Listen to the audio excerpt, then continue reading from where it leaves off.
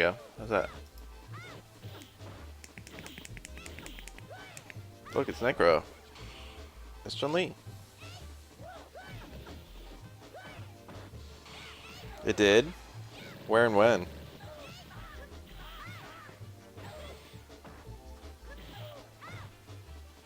A bored person could make a huge compilation of me playing.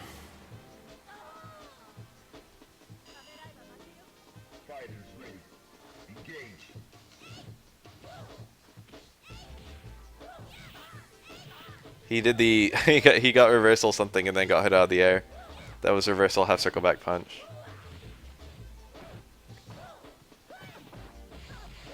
Oh, is that the medium one? It was. It was the medium one. Oh no. It's actually, I've like thought about that. Like, what if I went on YouTube and searched Buffalo, but like excluded myself from the results? But surprise, you actually can't do that.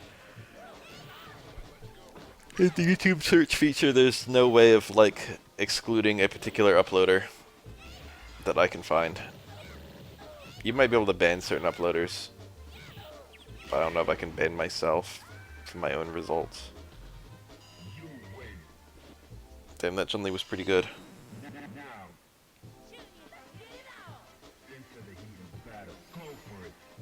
I'm ready. I'm in a compilation.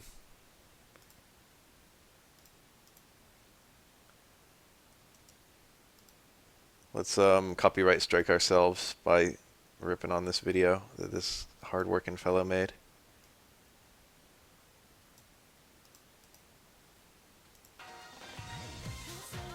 This is a true love we're making.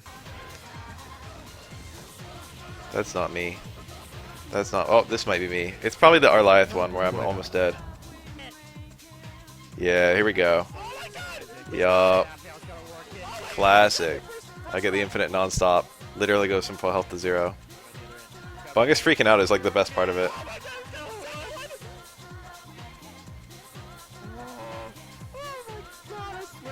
This is hard to get out of. Easy. I wonder if there's a comment mentioning that.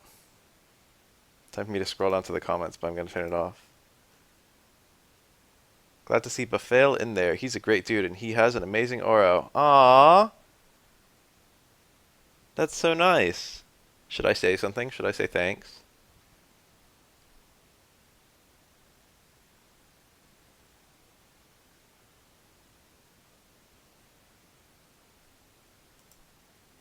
Ah, the good old days, back when fighting games felt like real fighting games. View 20 replies. Oh no, what went wrong?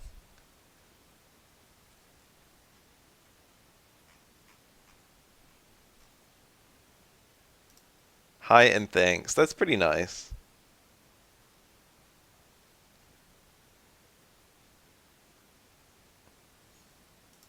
I'm just gonna type WTF, that's me. Nothing else to say but that.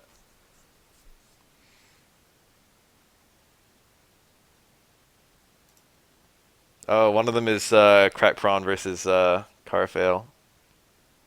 Good shit.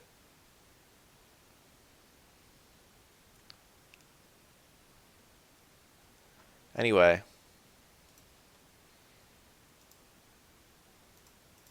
Here we are.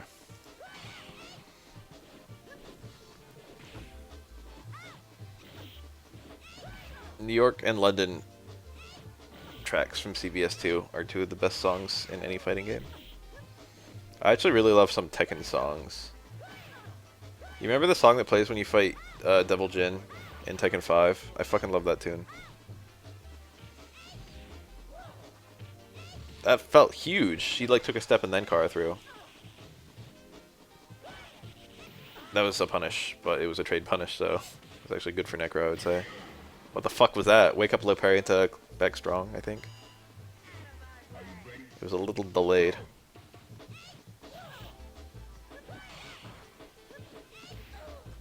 Oof, Chun-Li's back fierce cleanly beating Necro's stay medium kick.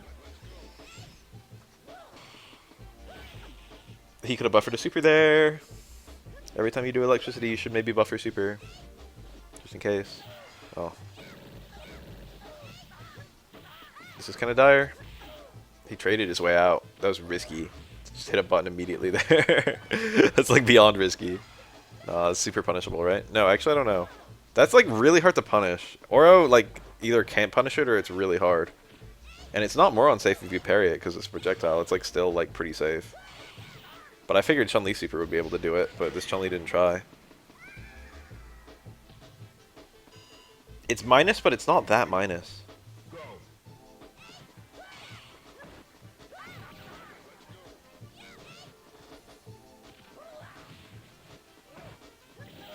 Ooh. And she's got the other one. If anything, it'd be good for Necro if she like kills him with that. See, she's like trying not to use it. She had two like setups, or the sweep wasn't a setup, but like it could have been a low forward. Chun-Li was looking for sweep instead of low forward.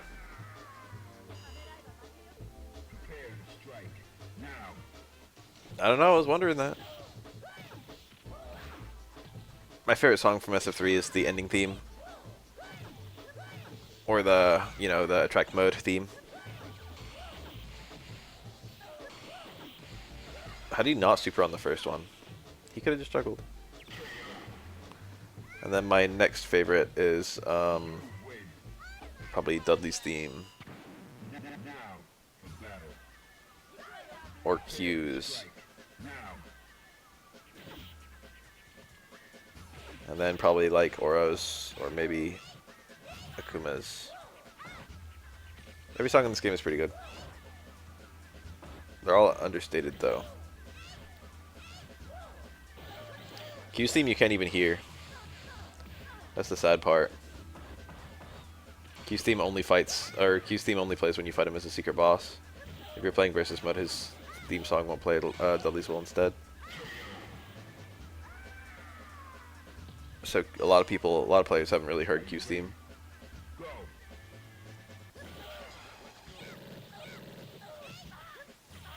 I think you can expect a best of, unless it's literally set in the SF3 universe, in which case I think you can expect most of them.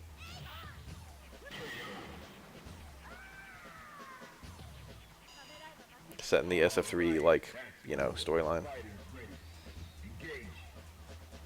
I think you could probably expect somewhere between, like, 3 and 6. And it'll probably just be the ones everyone loves. It'll be like Ibuki. It'll be like, maybe Makoto. It might be like, Elena or Dudley.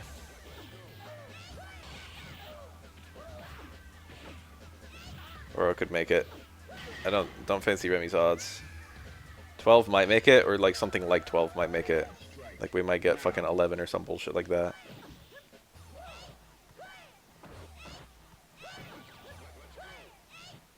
We'll probably see at least one pick that hasn't been in a long fucking time. I think the likely one is Oro. But Necro is also a strong possibility, and it could be both of them.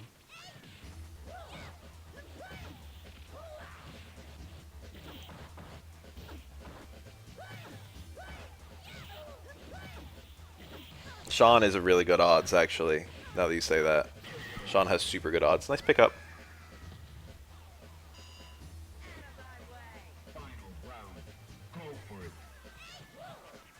I think enough time has passed that people really like the SF3 cast, for the most part. It was a lot to have all of them at once. And SF3 had its own problems besides the roster, especially New Generation. But now we've had like Dudley and like Makoto in other games. People know to want them, you know what I mean?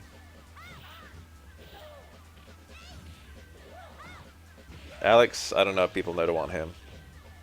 Alex has never had a strong showing, you know what I mean? No, that's not true. He was good in Tatsunoko.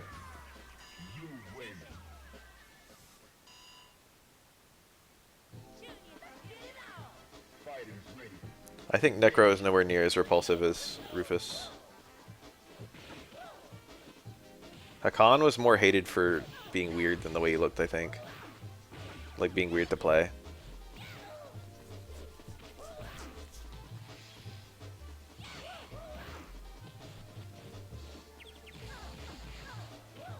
Nice.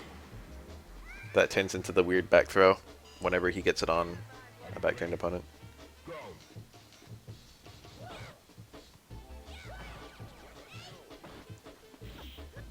I actually don't think Necro's repulsive at all. I think he's cool looking.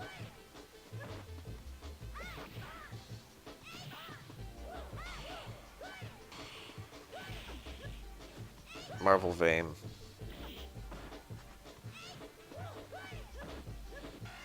Nice. Pretty optimal punish. Necro has a hard time putting together a jumping combo. But honestly, that hard hammer hook might actually do more damage than a jump in anyway. So it's not a big deal. It's also a lot easier to get in situations like that.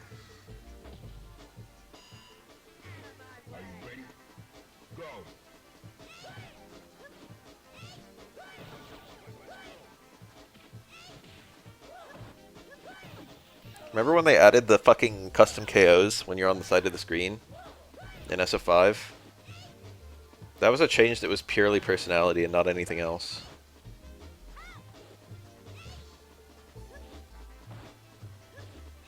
I don't feel very strongly about it, but I appreciate that they were looking to make a change like that when the game had so many problems.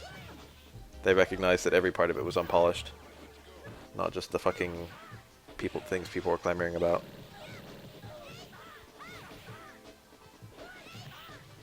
You might have something to say about their priorities, but I think they were right to add something like that. I always heard stories. I've never actually seen anyone win with like an object on their head.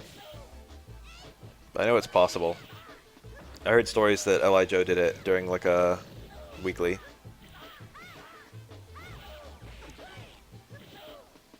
But that tells you how long ago it was that it was a-cho.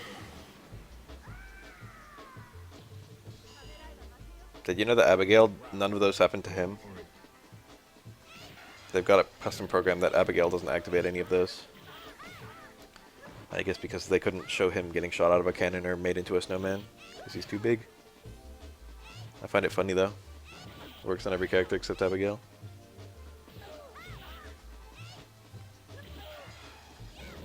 They probably tried it and it looked like shit. I don't even know if he can get hit into the screen in the Shadowloo stage.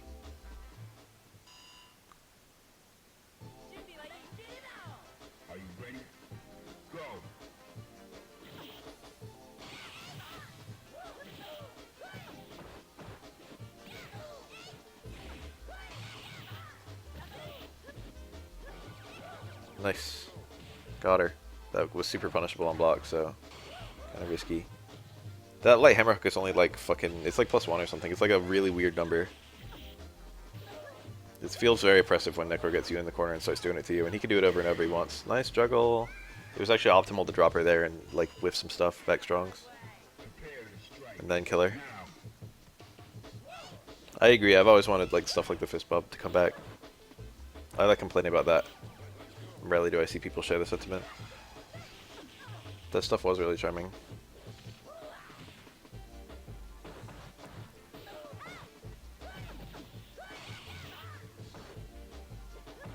That was a super awkward jump over.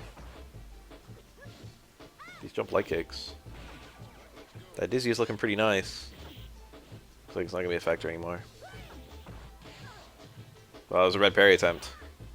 That was low risk, high reward right there. This round is already looking like a wash unless you get some good stuff.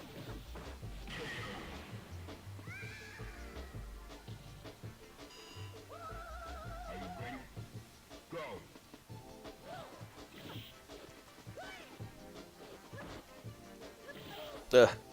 Clipped on the toe.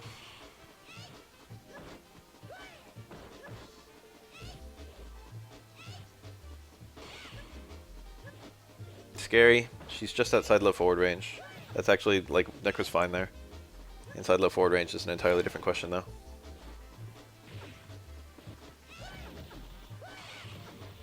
This Necro's playing it real smart. It's funny because he's barely tapping her, you know? Once again, she didn't punish with super. Beginning to wonder.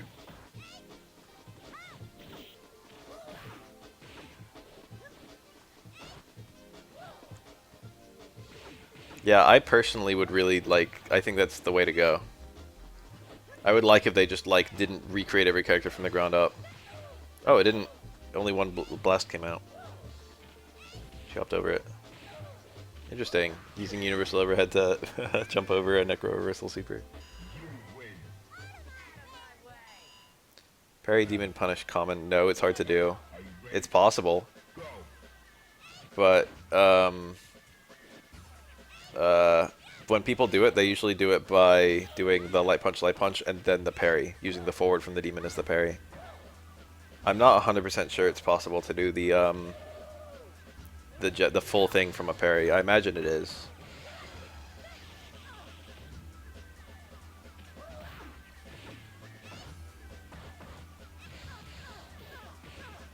It sounds strange to say, but a lot of Akuma players don't really use meter at all.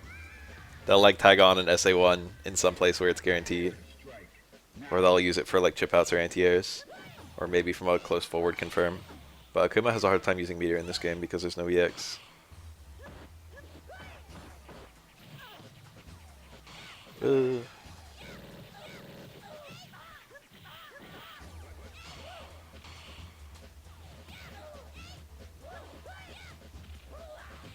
Akuma's SA1 combos are frequently not significantly stronger than his meterless combos too.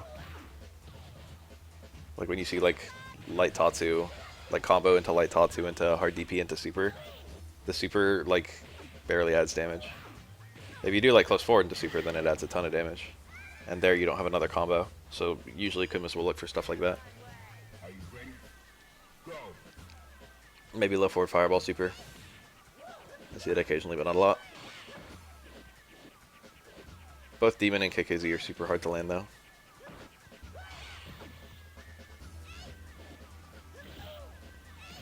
Ooh.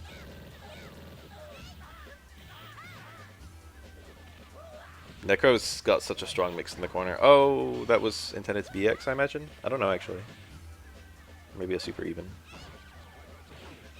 Oh, this is over. She's dead. Cute. Cute little combo.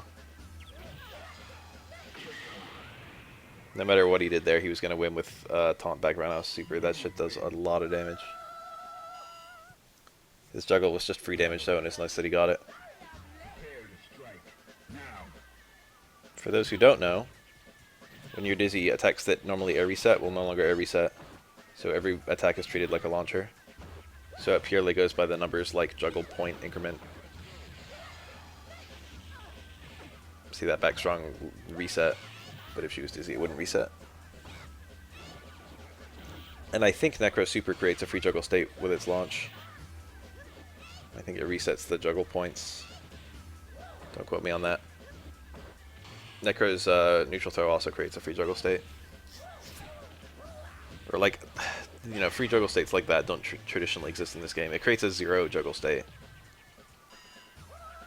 Are you ready? Go!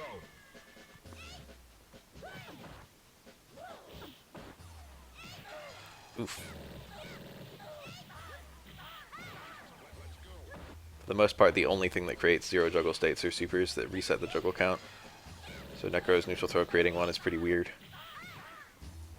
It might be that Remy's and Hugo's also create 0 juggle states, but I don't know. Are you ready? Go!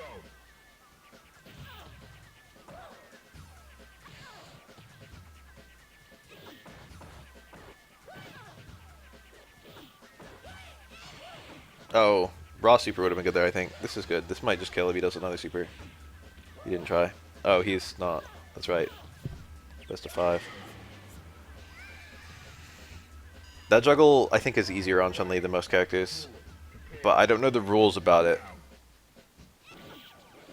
I think it's impossible to get all 3 hits of your second super. But don't quote me on that. I think you usually get 2 or 1.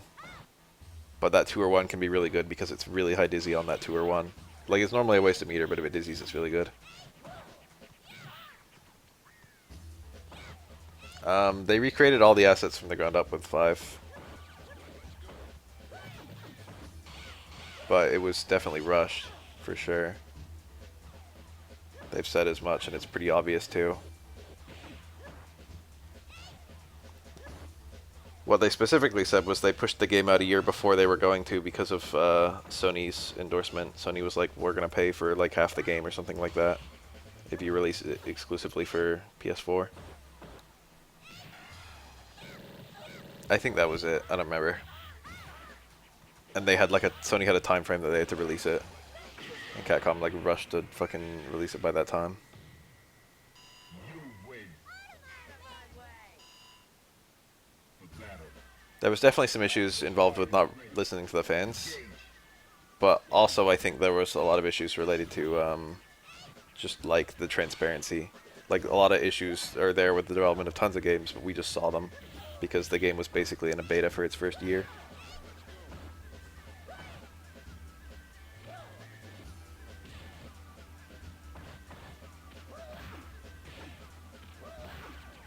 Yeah, the game dropped with 22 characters like it had at the end of Season 1. Instead of the 16 characters at launch. I'm sure people would have been a lot happier with it. I think about that sometimes. I think about what people would think of SF5 if it just dropped like it is now on like day one. Prepare to strike. Now. I've said this a zillion times, but I think it's a much better game now than it used to be. I especially like in one of the recent patches they added a bunch of health to everyone. It's not a huge amount. It's only like a smidge for most characters. But I've been saying for ages that the one change I wanted to see was the damage going down. And giving health to everyone does basically the same thing.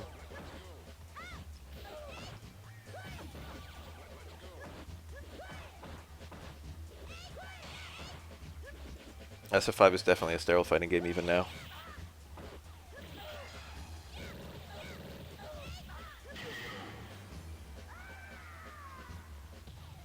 It could never have been released the way it currently is. In like 5 different ways it could never have been released the way it currently is. The sheer amount of time they've spent developing it, obviously. But also, like, you know, there are certain directions that it went that it would not have gone in if not for fan feedback. Reversal, it seemed to be a punish. Okay, it is minus enough to be punishable. I thought it would be, but Chun-Li never took it before.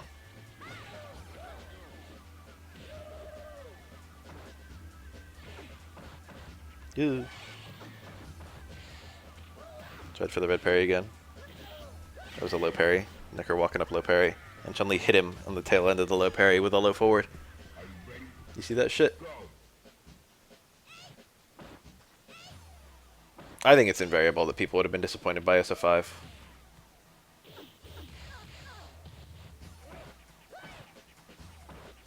And I actually think that no matter how SF6 turns out, there will be people who like SF5 who will not like SF6. It sounds silly to say now, but mark my words.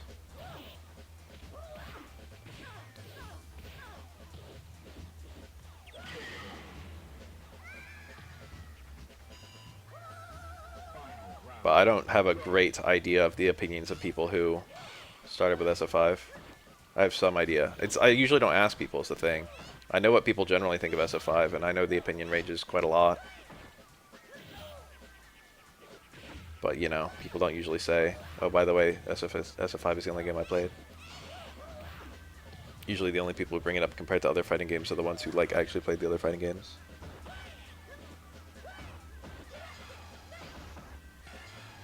I know for a fact that most of the Ultra SF4 players are disappointed with it in some manner or another. You win.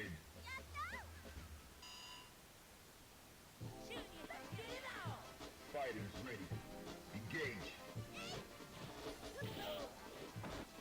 Except for SF2, I'd say there's something I like about all the mainline SF games. And obviously SF1. In fact, there's actually some stuff I like about SF2, although I usually just consider it really archaic. I like how fast it is. I like that rounds will just be over in like, you know, 30 seconds, 20 seconds. I understand why the games are not still like that, but I do kind of like that.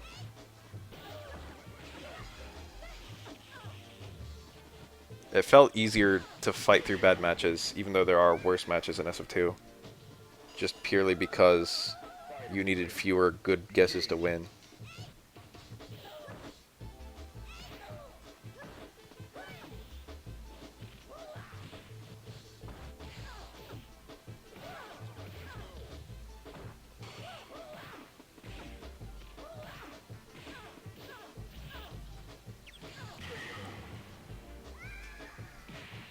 You know, if you sneak in, like Sim versus Geef is hard. It's not unwinnable in SF2, but it's damn hard. But I've seen a lot of matches where just like the Geef sneaks in. Oof, not even reversal.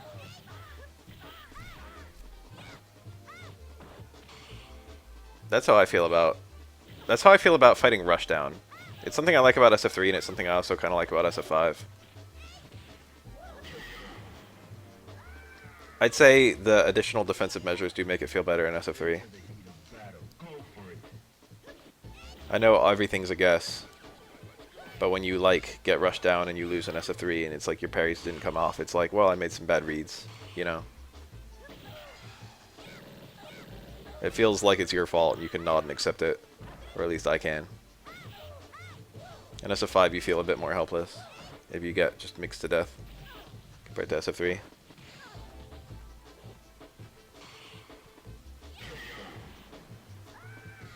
But generally I would rather lose to Rushdown than, like, stall.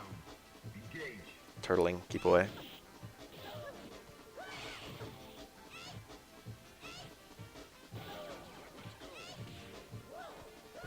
I would probably agree with that if Justin said that. Or not even if, like I would just agree with it in general. But I would maybe go a step further and say no SF game is any other SF game. I think they're all pretty weird and different. You win. Prepare to strike. Now.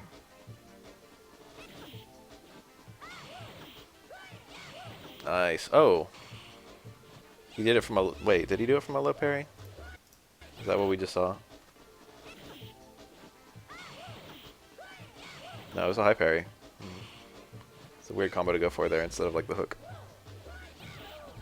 was like trying to think of what he parried.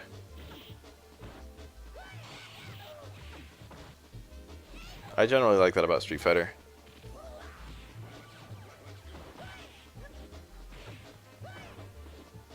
It makes it kind of exciting anticipating a sequel, like thinking what crazy thing are they gonna add. Is that a punish? I wonder if it can be. What a weird thing to try and do. Like, what a weird Kikoken, and what a weird, like, super in response to the Kikoken. I can't even imagine being, like, constantly ready for a fucking Kikoken. You never fight Chun-Li, so use that shit. I don't know the frames on block for a Kikoken. That was such a bad Fierce, holy shit. That had to be an execution error of some kind, that was weird. Prepare to strike. Now.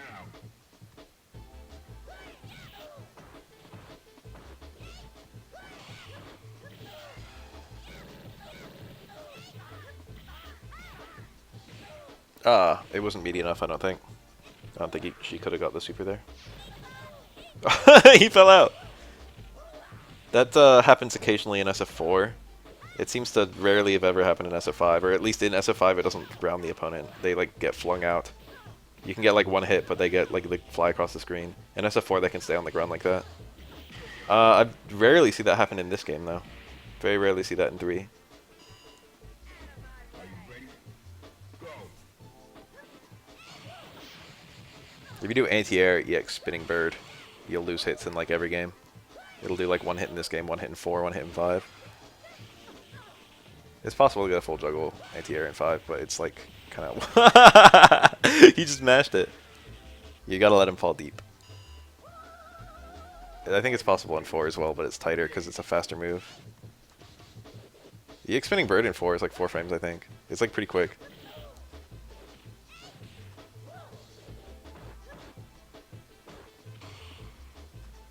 I could buy that.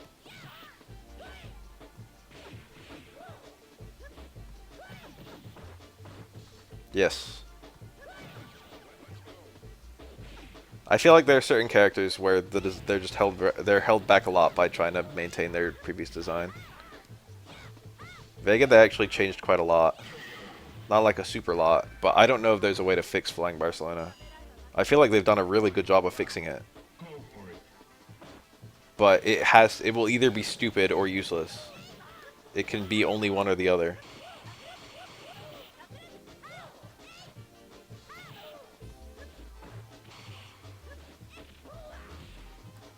And unfortunately, for whatever reason, they treat that like it's a whole bunch of his design space. That's like his main special move. They don't like really play around that much with the other specials. You win. And they actually nerfed Flying Barcelona quite a lot from SF4 as a combo tool. The fact that it doesn't hit crouchers, that's a pretty big deal. The range like nerf is a pretty big deal too. And the lack of like long range cancelable normals is a pretty big nerf in an indirect way. Even though Vega does actually have like a decent range cancelable normals, it's just, you know, it's good for SF5. Stand Fierce goes pretty far as a cancel for SF5. Doesn't go nearly as far as like low strong in SF4.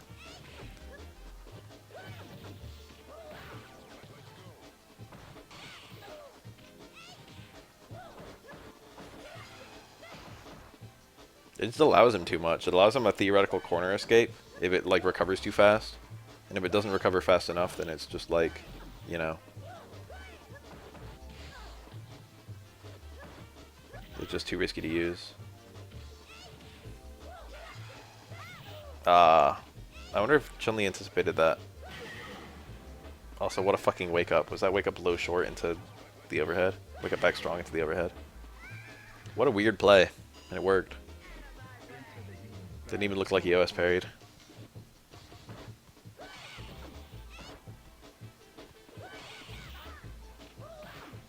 That looked like it grabbed her from pretty far away. I don't think Necro has like a good car throw.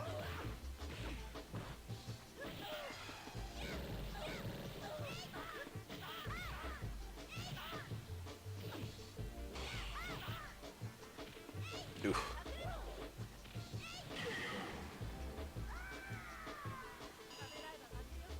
Are you ready? Go.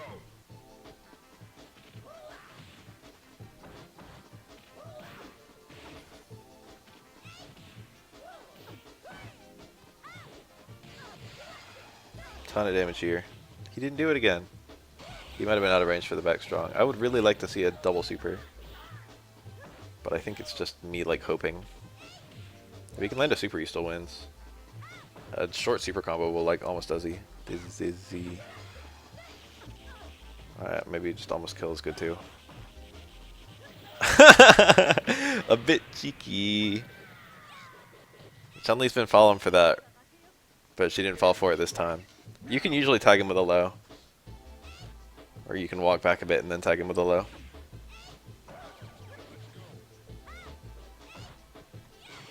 It's not like crazy hard to punish electricity. It is a bit weird if you've never had to do it before. This is death. You can get a bunch of meter back too. Oh, no! Why'd he spend the EX? What was that? What was he thinking? He was trying to style. That was a huge waste of meter. That combo was going to kill no matter what. He should have been thinking about building it. Instead he was just popping off. Run with no run cancelled to block. I don't remember how far you have to run in King of Fighters before you can start blocking. I feel like it might be at any point during the run. Mortal Kombat X, if you started running you couldn't block right away. But Mortal Kombat 9 and 11 I think you can block out of your forward dash anytime you want. I can't think of that many games where run is a commitment. I can't think of that many games with a run.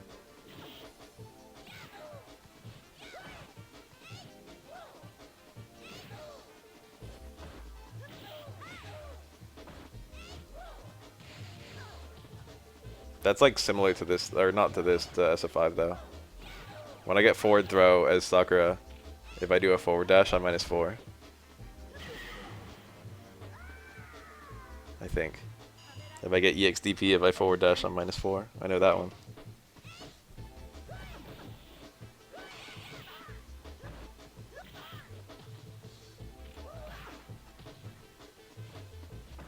That's super weird.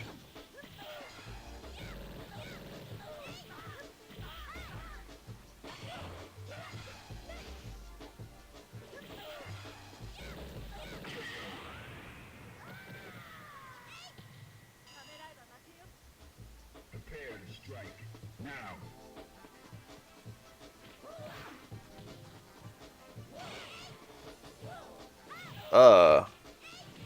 Empty jump into land stem roundhouse.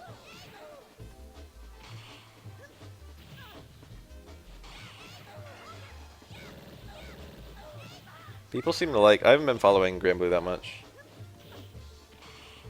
People describe it as very jank from what I've seen, but also they seem to like it. I like that a fighting game like that can, like, you know, succeed in the modern era. I've heard it has a lot of things that fighting games have moved past, if you know what I mean. Such as high burst damage. That's not entirely gone from fighting games, but most modern fighting games don't have super crazy burst damage.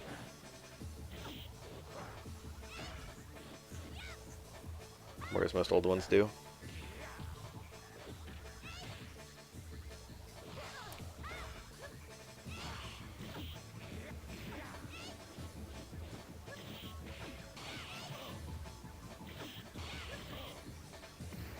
Suddenly choosing not to spend the meter. This is, yeah. She'd already committed to Fierce Fierce, it was over. Are you ready? Go. Universal damage is an easy solution to a very hard problem. And it's not always a good solution, it's just an easy solution. When you have universal damage, the question just becomes entirely footsies, but the question is almost always footsies anyway.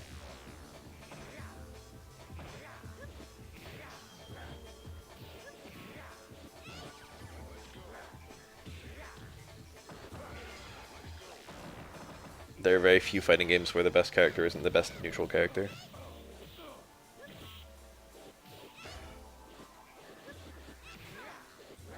Yeah.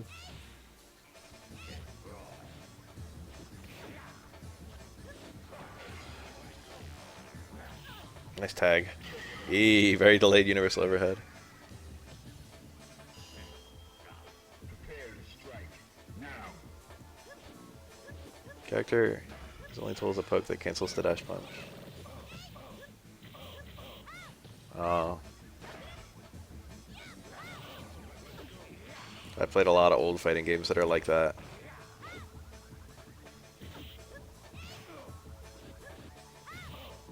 A very common sentiment from back in the day was that every tool was valuable to know, but they were not all equally useful.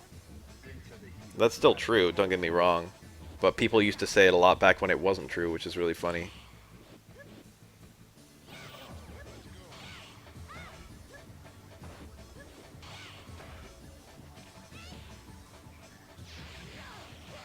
It was a very, very common sentiment on, like, Shoryuken forums way back in the day that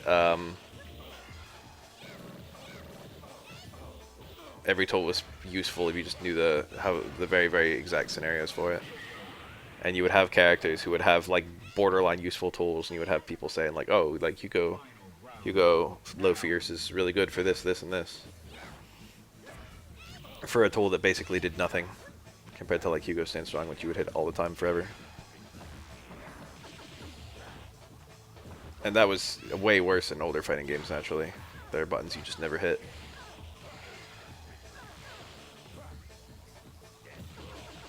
Nice unblock.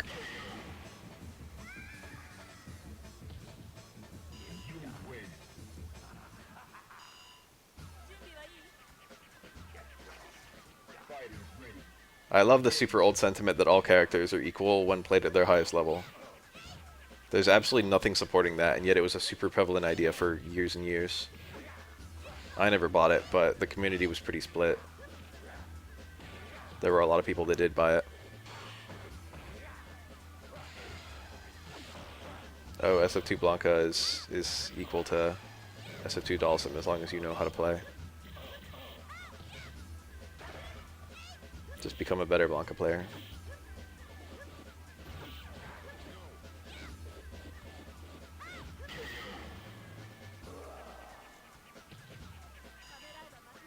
Yeah, wanting to believe. It's the big issue.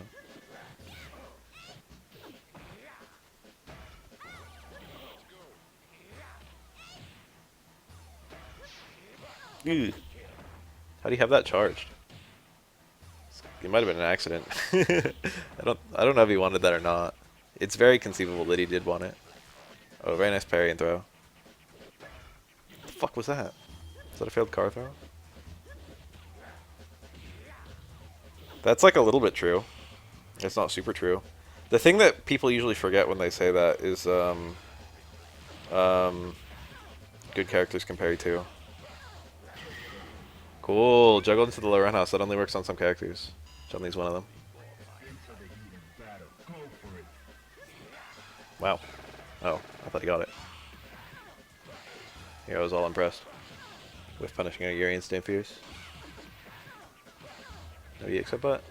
No, actually, no. Yeah, what he did was good. I've seen people seriously suggest that. I've seen that a lot. I've seen a lot of people really try and say that. If you play for a bit, you'll realize that parrying Chun-Li is a pain in the ass. Or like parrying Yun, it's a pain in the ass. Meanwhile, parrying 12 is very low risk, and parrying Hugo is fairly easy. Fighters ready. Engage. Whereas parrying Yun or Chun-Li will be high risk and not easy.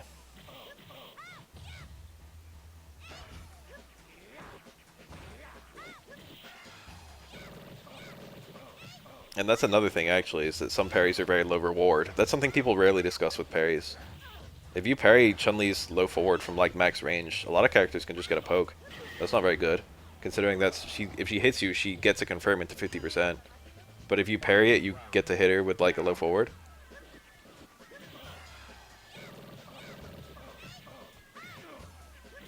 It's not very fair. Some equalizer. Parry.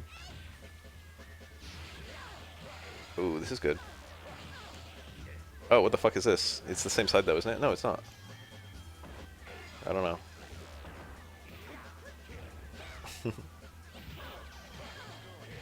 Oh, can he... Is this enough? Oh my god, what a pickup. That combo is... I don't know if it's impossible on some characters. It's like the standard B&B for Chun-Li. I think you can do other stuff that's better. People do that because tackle headbutt is like crazy difficult. So they just have like a fireball because that means you have to do 0 charge buffering instead of a shit ton. Yes, it's SA1 Ryu. Cool. You don't see this very often anymore. Most Ryus are just engine these days. Ryu himself is somewhat uncommon these days. Even though he's like a pretty good character. He's like a solid high tier. Ugh. Prepare to strike.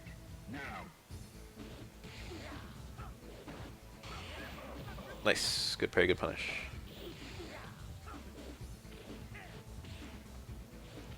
Was that a deliberate whiff? It was, I think. Point blank EX fireball. That's safe if they parry it. Not a horrible play, to be honest. Beats headbutt too.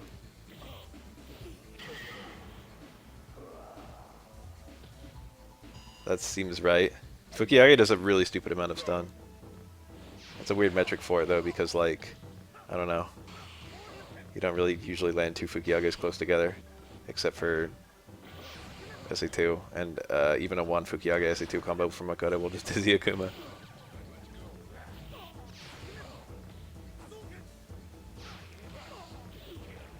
Fukiage is balanced, like they don't think that you're going to land it very often. They definitely didn't intend double Fukiage combos. What the fuck? I didn't notice that. It's the same stun bar as Remy, yeah. There's only 3 different lengths of stun bars. And those are the only 2 characters with the little one. The damage of Fukiage is really stupid too. It's not just the stun that's stupid. It's like completely ridiculous how rewarding it is. He did the taunt there to try and stay safe, but he actually hit with the low fear, so he actually fucked his own combo. Yeah, that can happen. That matchup is really weird. You might be surprised to learn it's only like considered to be a 6-4. It's in Makoto's favor, but it's not like crazy in Makoto's favor. But it's funny because she can literally just delete him from a command grab. And from an anti-air read too. Well, you can't always get into Fukiage even if you get the anti-air read, so that's a bit more dishonest.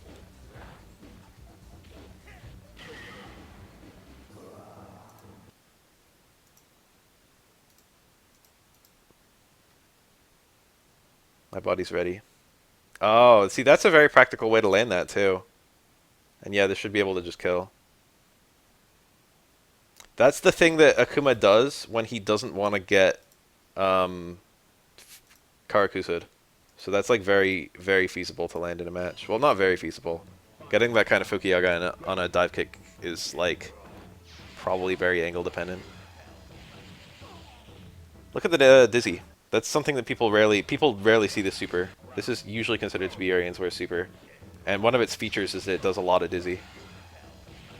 You see that? EX Headbutt does quite a lot as well. He got like 70% of a dizzy bar off of like an anti-air.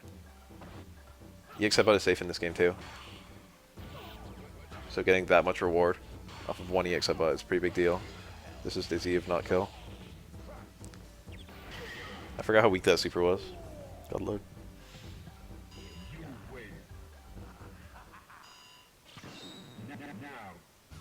SA2 Urian is really neat. It works in a lot of the same scenarios that one-hit Aegis works.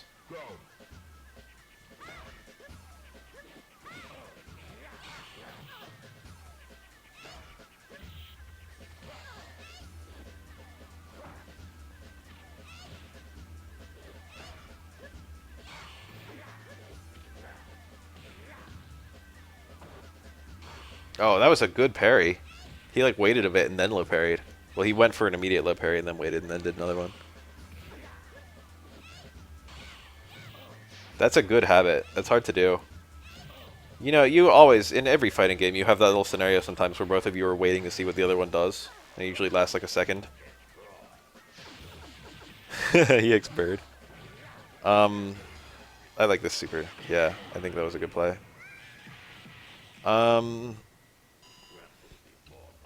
Parrying out of that scenario is not a horrible idea. Although which direction you parry and also getting the read on when the opponent's going to react are not easy.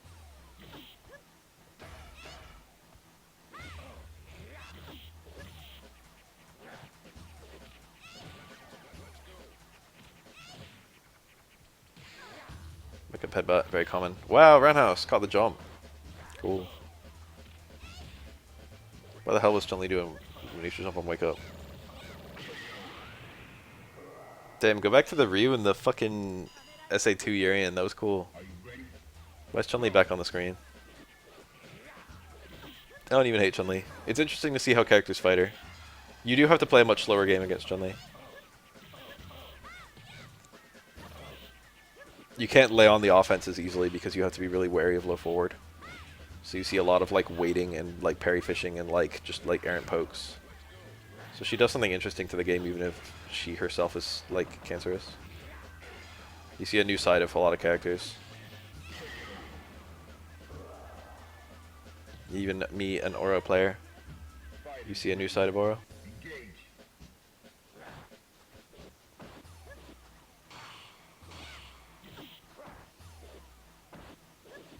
That was a good dash.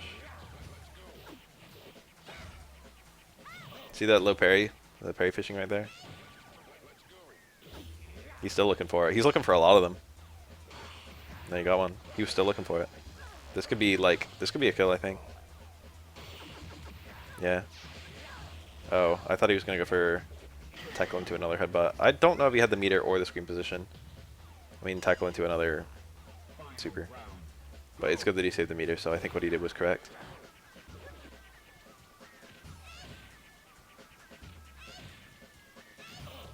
No, very little. It whiffs on a lot of characters, including crouching Chun-Li. I shouldn't say like a lot. It whiffs on some crouching characters. And it's not really used for its advancing very much. Ooh, didn't link. And the TC is basically unseen. You never see that TC ever.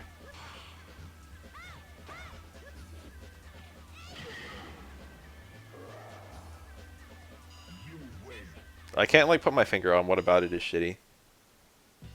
It's just uncommon for Urians to hit it. So they probably know, but I don't know.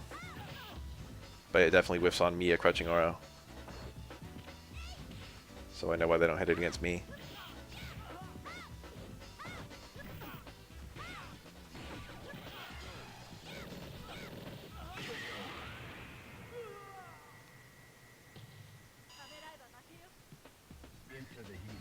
I didn't notice that for like at least a couple years until someone pointed it out, or like I kind of subconsciously noticed it. I never thought about it in relation to the metalness. Oh, sweep can probably work there. Oh, the car DP. That's some big shit. See how he got parry and he went for a strong that was intended to be a close strong for the TC into double DP. He was just a bit too far away. This kind is good.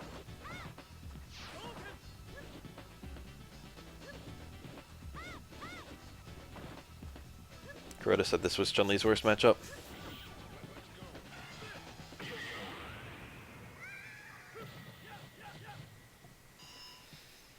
Remember, this game has no crouch flag.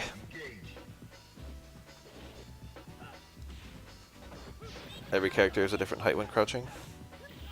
I think that roundhouse, the way that was timed, I think he was trying to buffer at lightning legs. He was trying to like do like get his full buffer and then be able to do walk up lightning legs once Ken landed, but he was just hitting the buttons too long, so we got a close roundhouse. Yeah, double DP feels so fucking good to like see or do. I don't know what it is about it. It's just the sheer amount of like damage in just 2 short hits for a meterless combo. And the fact that it looks like it barely works, I feel, helps too. Knowing it's so precise.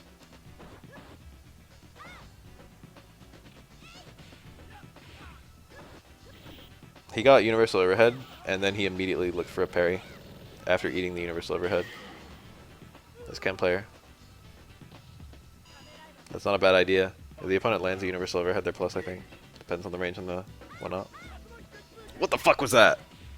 Don't ever do that. Nice. He went for multiple parries. And Chun-Li also like anticipated it and did nothing. Ken could have probably just hit like jump fierce there. But he was hungry, he wanted more. He wanted like he wanted the air-to-air parry and then the anti-air parry into probably DP. This Ken player plays the matchup a lot, I can tell. Chun-Li player's playing real nice too. That's it. Crouching opponent.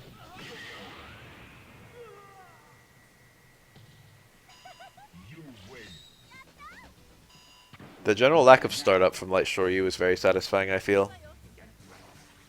Ground Tatsu is nearly useless in this game. It's not fully useless, but if you watch a lot of Ken play, you'll notice that they never touch it. What it's useful for is usually very specific stuff. Characters have a habit of falling out. I think it's minus on hit sometimes on like the full hit, but if you lose hits, it's minus on hit like all the time. It's not even useful with the EX corner carry. I think Ken can actually punish his own Tatsus with Shippu. I think that's a thing. Like all Tatsus are at least -3 on hit.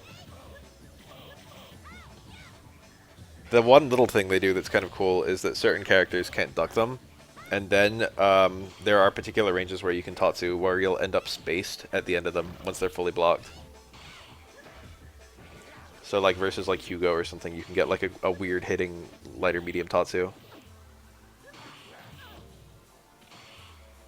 And it's not duckable and it'll be too far away for Hugo to punish.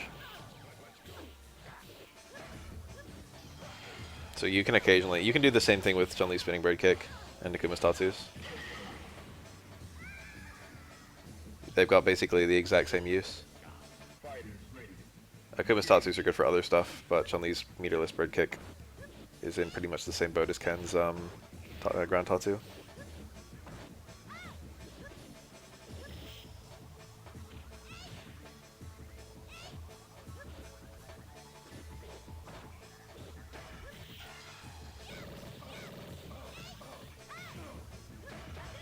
I remember Kihara-kun just coming at me some point in the past and being like, hey, check this out. And he like labbed a punish that we just saw in one of these little videos. And he like found something that was better than what the player did. And it was literally like, it was like a spinning bird kick combo. It was like Chun-Li with no meter, right? Couldn't punish with a super. Punished with a throw, and the throw didn't kill. But it almost killed. It was like not even that close to killing. Like you could tell that the throw wouldn't kill just looking at the health. And then Kihara, like, it was like a really easy punish. It was like a Ken, like, block Shipu or something like that. And Kihara was just like, check this out. And it was just like a fucking clip of him doing, like, punish Chun-Li crouch fierce into, like, medium bird or something like that. Low forward into light bird. And it was more damage. It was like a lot more damage. But you never ever see Chun-Li players do button into bird in this game. Even in the scenarios where it's actually a good idea.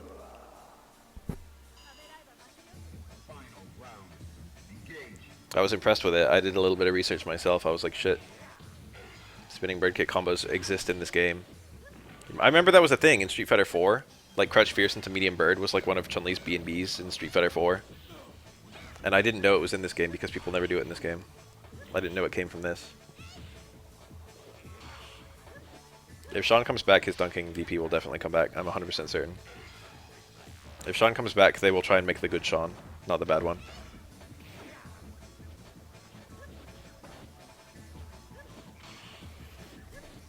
The thing about Spinning Bird is that it's a down charge, and down charges are really hard to work into your game. I'm blessed as an Aura player because my juggles give me easy charging for my down charge move. But there aren't that many other down charges. There's like Alex's Stomp, and there's Remy's Flash Kick, and there's Chun-Li's Spinning Bird, and that's about it.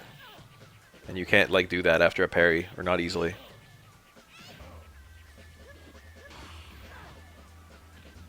Yeah. Chun-Li is super weird because she has a lot of things that matter a shit ton, and then a lot of things that matter almost not at all. So you can become like a 9.5 out of 10 Chun-Li player if you only learn like 3 things. And then the remaining things you can learn might end up being really, really hard to learn. And they won't make you that much better. They'll push you from a 9.5 to like a 9.6 Chun-Li. You get what I'm saying?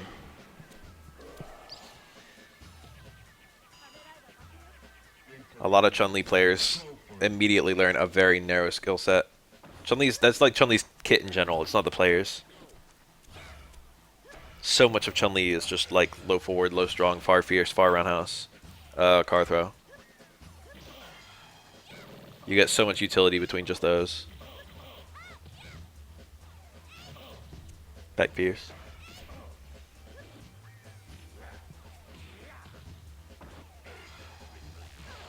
Nice. It's actually bad that she bounced the way she did. Yeah. Nice. Super smart punish. But because of all that, you get Chun-Li's who aren't ready for, like, you know, scenarios that any other character would be ready for. Like your max damage combo after a blocked sleeper with no meter. Anyone else would be ready for that. Maybe not 12.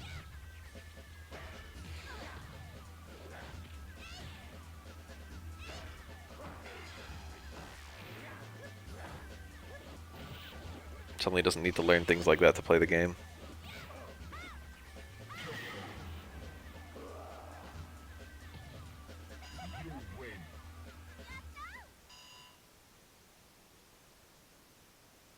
Oh, it ended. I've still got some life in me, so let's do another. Objective best. I would say that she is the most objectionable character. It's hard for me to say that she's better than Yun outright. She's better against Oro, so I hate her more. I would not complain if she was removed from the game, and I would complain just a little bit if Yun was removed from the game. But it's a bit harder to say that she's better than Yun. I don't know if I necessarily would say that. I'm not saying that Yun is better, it's hard to say. It's a hard call. Yun's busted too. I don't mind Ken or Makoto that much, or Dudley. Those guys are fine. Like, yeah, they're a cut above the rest, but they're not like, I don't know. They don't feel too bad to fight. But again, I play a character who's not too bad against them. Makoto and Dudley are 5.5s, and Ken is like a 4.6. So I'd like, you know, I'm not in much danger, and most Kens I play aren't super duper good.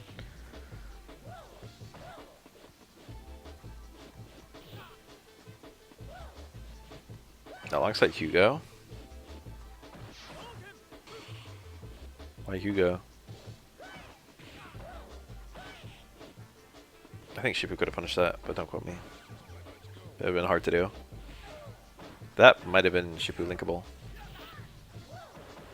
I don't even think it's about that. Hugo, even if he's being played by someone who's got a very unusual playstyle, is still better than like 12-ish on, I feel, comfortably. I would not pick Hugo for the worst character in the game. I wouldn't even pick him for bottom 5, I don't think. SF3 Ken is probably the best Ashoto's ever been outside of being a boss character. That's definitely not true. In fact, this is like one of the only times Ken has ever been like near the top, but like Ryu and Akuma are frequently really stupid characters. SF3 Ken isn't as bad as vanilla Ryu in SF4, and vanilla Ryu was like still just generally strong. He wasn't nearly as bad as like, you know, SF2 Akuma, who was broken. Alpha 3 Akuma is also extremely stupid.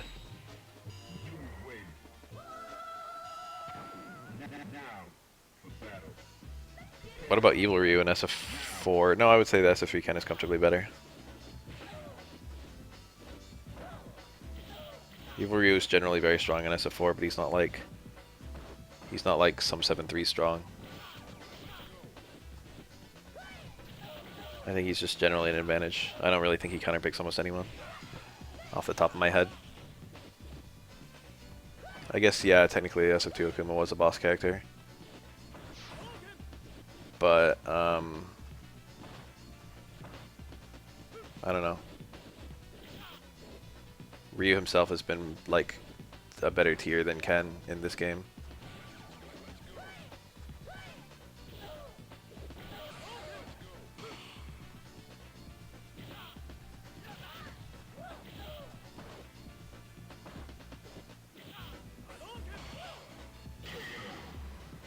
I say tier low short.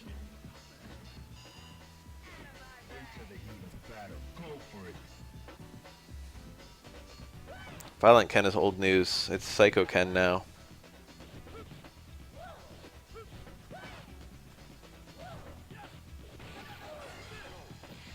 Or wait, is it still Violent Ken? I don't even know. What'd they call him in Ultra SF2?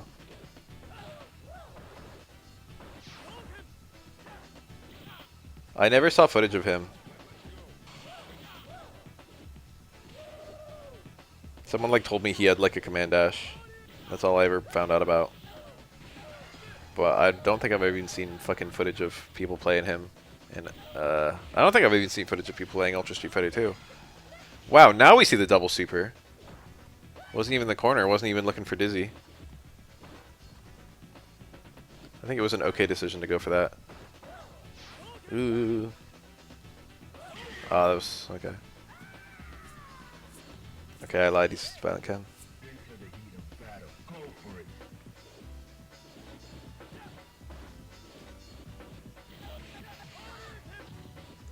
It's cool to see him in a game.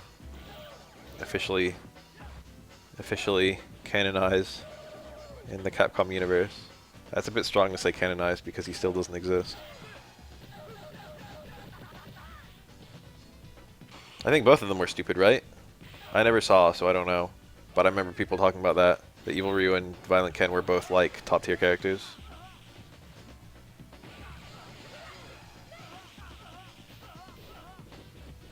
See there, he did it! I complained about a Necro player, probably this Necro player, not doing that like an hour ago. But this time, it was literally like drop the combo on purpose and build some meter.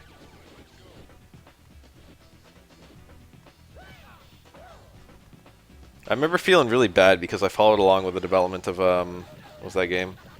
HD Remix. And I remember reading, what's his name? The guy who worked on it. David Serlin. I remember reading his blog with the updates on each character. It was really fun, by the way. I enjoyed reading that. David Serlin's a pretty cool guy. Perhaps a bit pretentious, as people say. Um, Go for it. but I remember distinctly there was an article about making Akuma balanced, and how his like conclusion was like, we finally did it. We finally like fixed Akuma, and then the game came out, and Akuma was like, you know, top one by far. It's not like even like, you know, the Air Fireball was still in the game. It wasn't as good as it was in SF2, but it was still in the game. Are you ready? Go. It's hard to make something like that fair, especially because every character fights it so differently.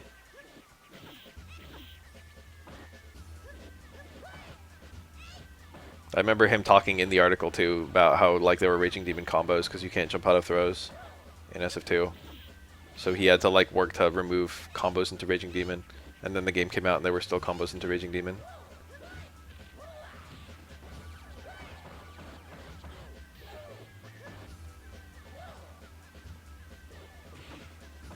Raging Demon fundamentally doesn't work in the SF2 engine because of that, because of pre-jump frames not being unthrowable. Akuma will just slide up next to you, waiting patiently for you to become throwable. And then nanosecond you become throwable, he throws you. And there's like no way out unless you do like a reversal unthrowable move, which a lot of characters don't have. Like Ryu can do it like a light DP maybe. But like if you're Blanca, actually Blanca might be able to get out. If you're Zengi perhaps? Zengi probably can't escape. Prepare to strike. And Bison probably can't escape.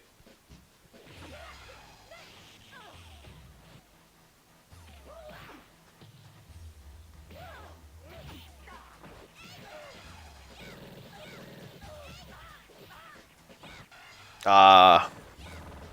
Sloppy confirm. This will dizzy. SD Blanca's kind of weird.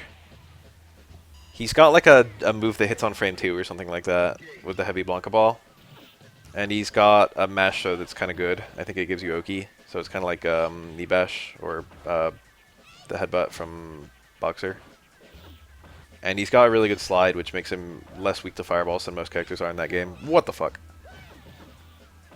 But he basically has no, you know, he has no fireball in a game where fireballs are really good.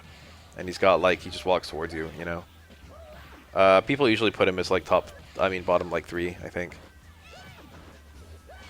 There's a really good Blanca player named Komoda, I think.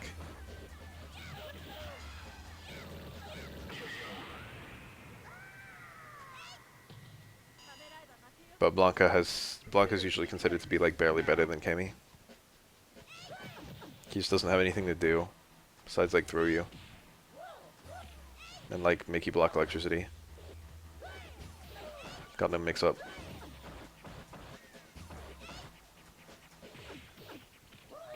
Very, very, very little in the way of combos.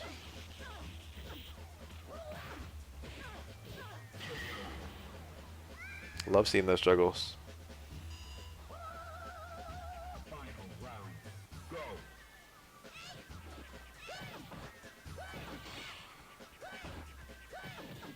A lot of characters in SF2 are kind of missing the piece that's eventually going to tie them together.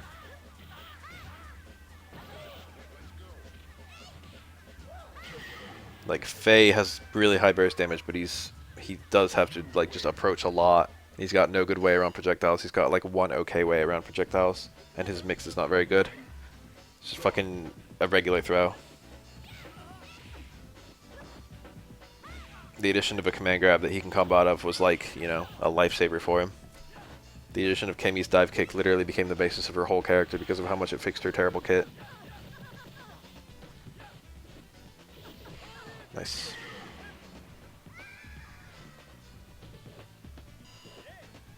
Are you ready? Go. I would argue that characters like T-Hawk still haven't been fixed.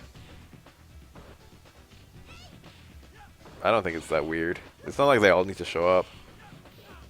I think they could have gotten away with like not having Honda or Blanca, although I do admit that I like what we got for both characters. I think people usually like Faye.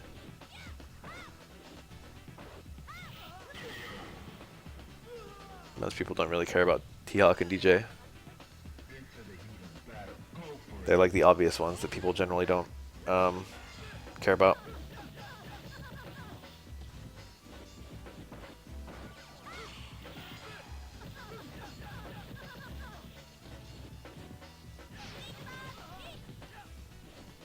EX Bird functioning like a real reversal.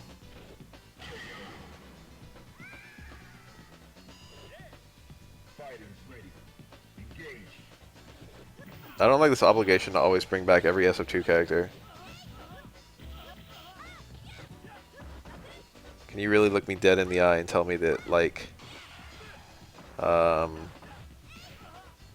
E-Honda is a bigger priority than fucking, I don't know, Dudley?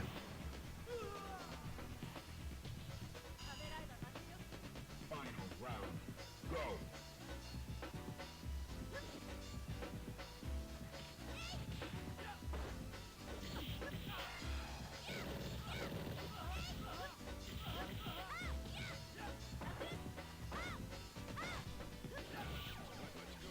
I mean, I wouldn't say no to both.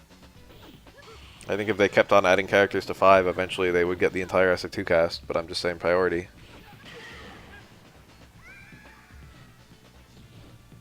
You win. They can't just add every character all at once. They gotta work on them and release them as they go.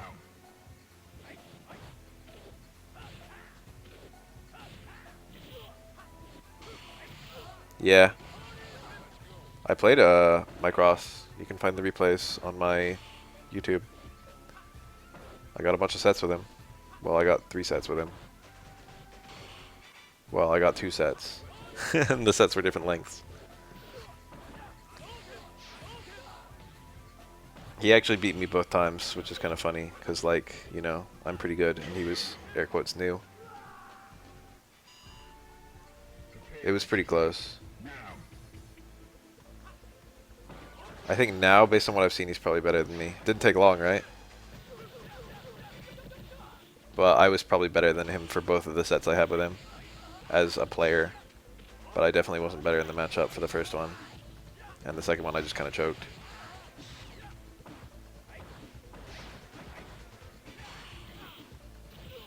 But now I think he's like comfortably better than me. He improved so rapidly. The first match I went in basically having never played the matchup. And then I did some homework between the first set and the second set because they were like a week apart.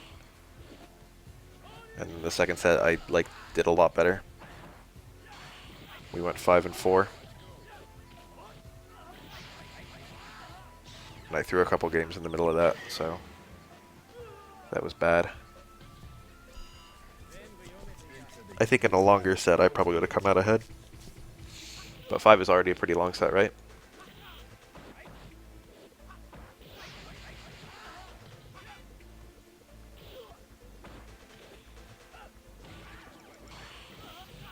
The thing is, Mike Ross is already one of the best Honda players just because there aren't any. No one knows how to play against Honda, and you do actually have to know the matchup, unlike a lot of characters. You can go in against certain characters and not be that fucked up from not knowing the matchup. Seth won't really fuck you up that bad if you've never fought a Seth before. But Honda will. And despite that, despite the fact that Honda gets an instant edge because of how rare he is, people still don't play Honda. Still like the least played character in the game.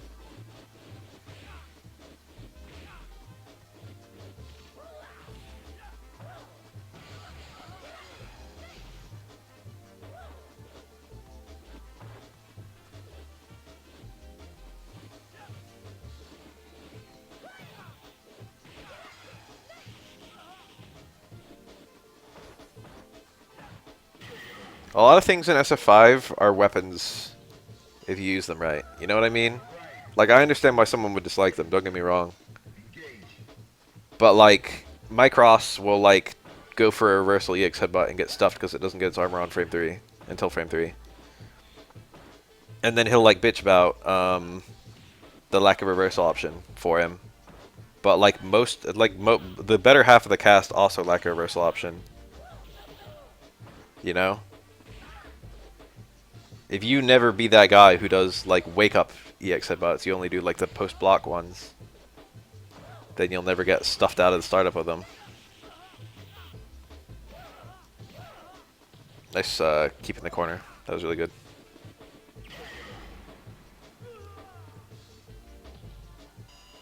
And if you abuse the fact that your opponent also probably has shitty reversals, you know. There are a lot of things that you have to deal with that the opponent also has to deal with, is what I was trying to say. And if you focus on how you don't have a reversal, you know, that feels a lot worse than focusing on the opponent doesn't have a reversal. It's like, oh, I get no Oki off of my command grab. And then unless you're fighting like Mika in the corner, or Zangief's heavy SPD, probably they don't get Oki off of a command grab either.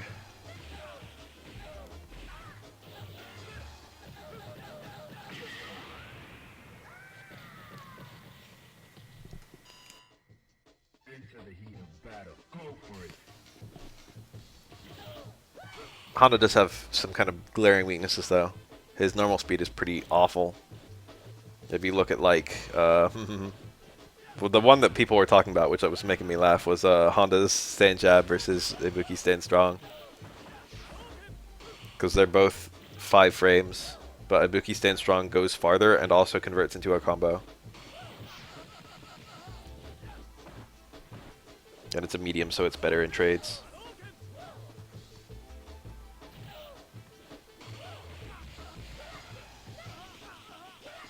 There we go.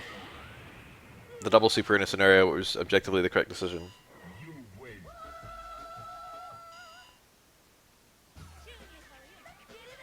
Prepare to strike. Now.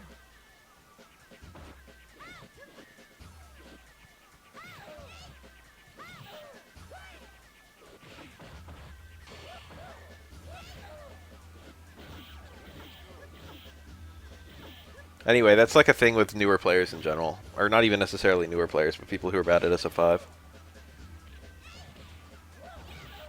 Is there'll be something that doesn't work, and of course, I mean, this is just a problem with like just fighting games in general. Bad players in any fighting game. Is there'll be something that doesn't work, and the player will do it thinking it works, and then it doesn't work. And then the player will get mad. You know? And if you get to a point where you're not even attempting those things, they never don't work. And sadly, that's like where you have to go for things that don't work. And that's how you eventually get to have a really clean, like, perfect playstyle. Is because you no longer do the things in the scenarios where they don't work.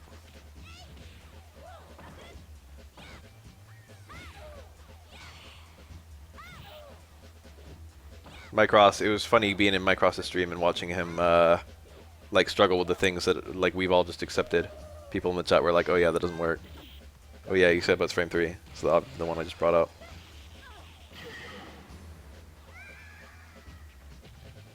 So it's still good in frame traps, in most frame traps. Most characters can't put together a good 2-frame frame trap. And it blows up 3-frame frame traps, but it's not a good reversal. It's not good on wake up. Most players who like have played like characters with 3-frame armor, they already know the deal. Or characters with 3-frame invincible moves. Like you can still use Ryu's Heavy's DP between normals of a frame trap. By using it on wake up, it can get stuffed. You gotta use EX.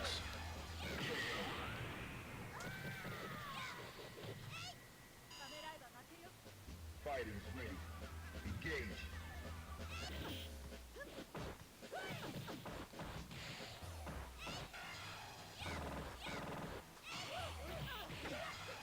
That was a cool combo that didn't need to go. I'll always be sad that Ryu doesn't have that. Anti-air light DP's being gone. It's always kind of a shame. It was cool. They didn't want characters to be that rewarding after an anti-air, but now they've gone back on that a little bit. There was a pretty good period where anti-airs weren't that strong. Akuma's like the first character I can think of where it was like, okay, you can have a strong anti-air if you want it.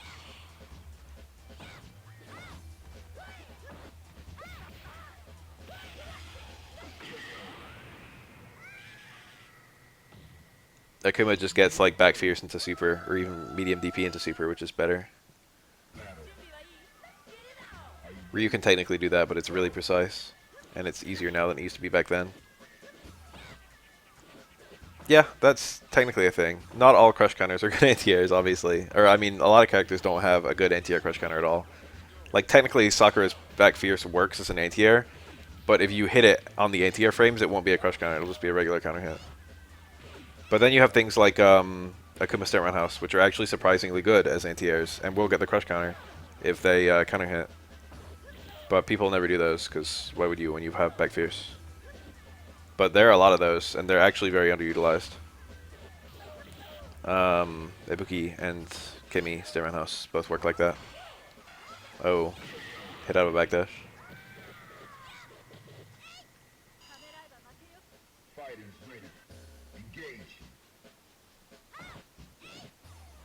Lariat works. Good is a bit strong. It will often trade or like lose, but if it trades, you actually still get the juggle, I think. Whoa. Ah. He didn't have to be parrying. There was no upside to parrying. He was just trying to pop off. That was cool though.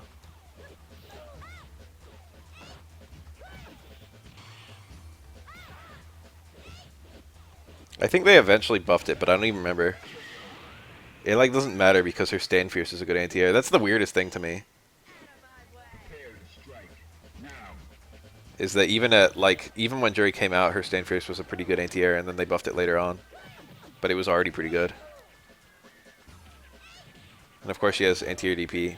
So she has like a good anti-air normal and a good anti-air special move with real invincibility. Actually, I don't remember if it had real invincibility at launch.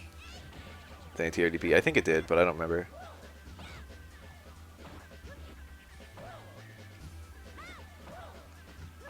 But everyone bitched about the stand jab and the lack of crouch fierce,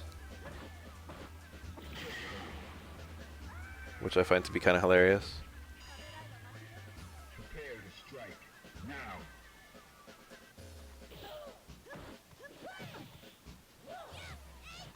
I mostly just find it funny because Stand Fierce does pretty similar to what Crouch Fierce did, although you do have to be slightly earlier with Stand Fierce. One of my friends plays Zangief, and I've noticed that when he plays SF5, he like struggles to anti-air compared to 4. He gets it most of the time in 4, but like rarely in 5. And it's literally because in SF4, you want to do the Lariat absolutely as late as possible. And in SF5, you want to do it kind of early. It's because of a difference in design philosophy, actually. They want you to be ready for an anti-air in SF5. They want you to kind of already be churning out an anti-air. They don't want you to be able to do an anti-air if the opponent's already like resolved like 90% of their jump.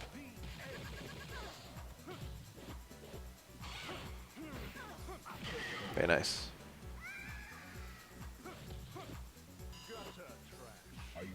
You're like, you know, there's like a window where it's too early and it's too late in SF5. So you want to get it in the middle of that window.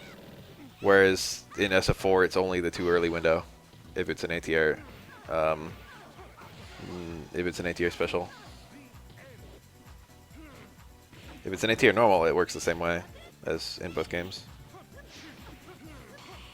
Whoa, what a mess. Meaty Snowman House. Punch her in the face. That was probably going to be cancelled to like light machine gun blow or something. Or uppercut.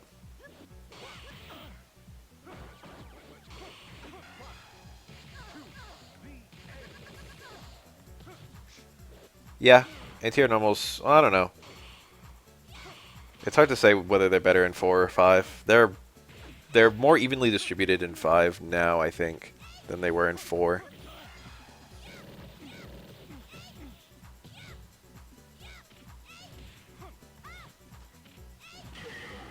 It took a while in both games for anti-air normals to kind of become good. Some of them were really good and some of them were really bad in both games. And then as the updates came, they became more consistent. In 5, they've got better universal anti-cross-up properties. It's not perfect, but it's like better. In SF4, some are super good anti-cross-ups and some are very bad anti-cross-ups. And there's not a whole lot of consistency. That was one of my favorite changes in all the patch history of the game, was making anti-cross-up anti-airs better. That made it a lot better, I feel.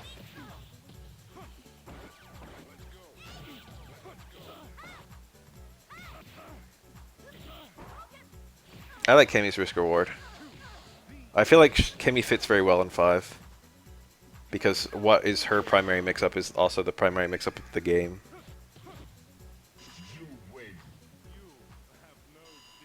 Being safe but -2, so only getting punished with a mix-up scenario instead of a real punish. Suits her low HP. And it makes her dive kicks feel more fair.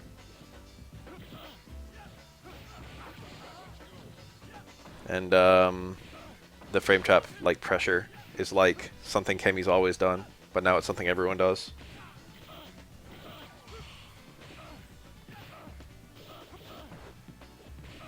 Kemi was always playing SF5, but now everyone else is too. You know what I mean?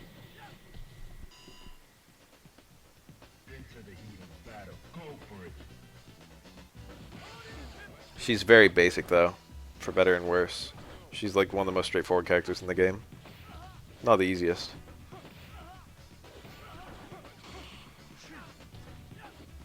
But like, you know.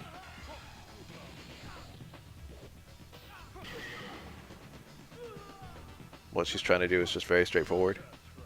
Are you ready? Go.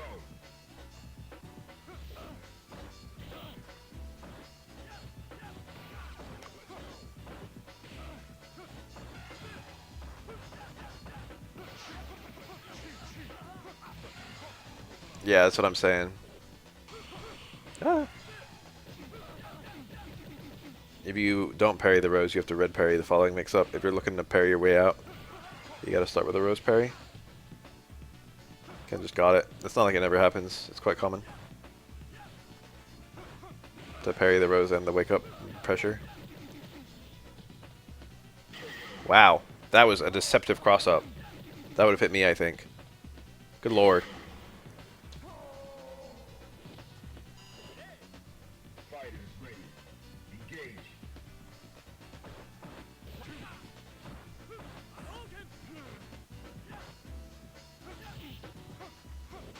Oh, a very nice reaction. Dudley might have been able to force his way through that with a super cancel after getting parried.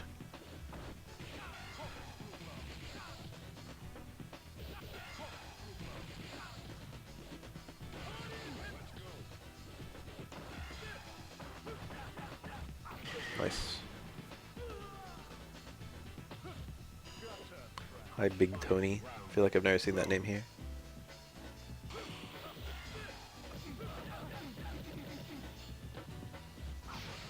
EXDP on Wake Up.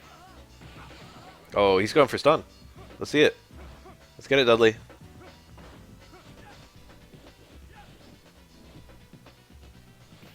Ah, that could have been a full jumping combo.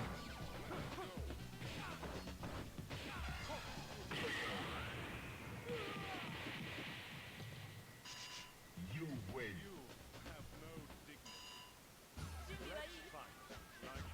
Are you ready? Go.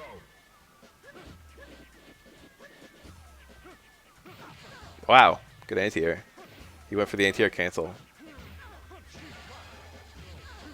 God, Chun-Li's getting fucked up.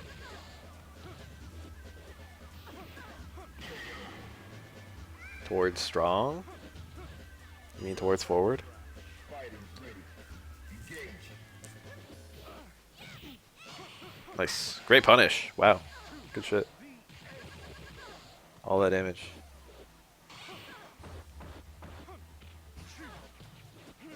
God, this dud is good.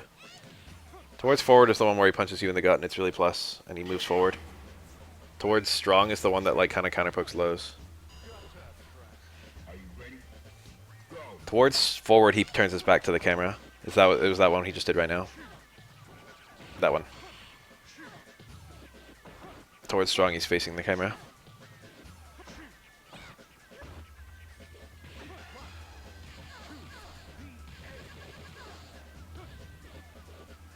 Yeah.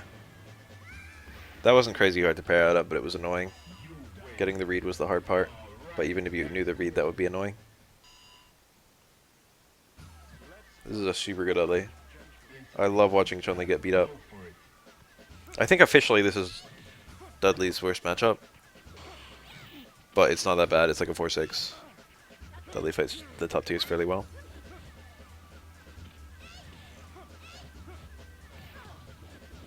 Yeah, every part of Dudley's design is pretty great, I think. I love his accent. His visuals are nice. I love the fucking suspenders. He looks and feels strong. Like, he's pretty ripped.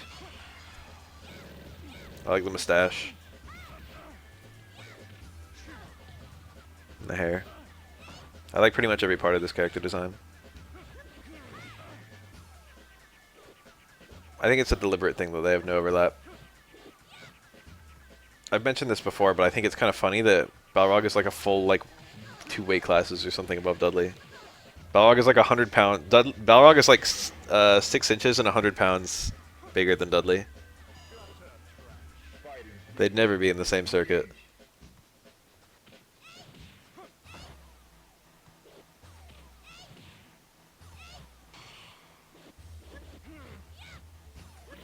I would say about the top 10 characters fight each other really well in this game.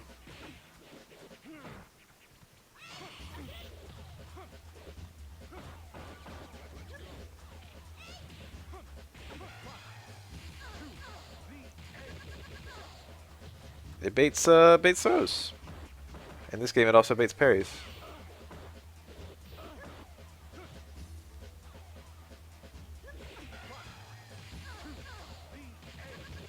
And then you can confirm it into super, even the non-EX version. You can just always buffer super, and if you see it hit, you just do the super. It's actually a late cancel, I think.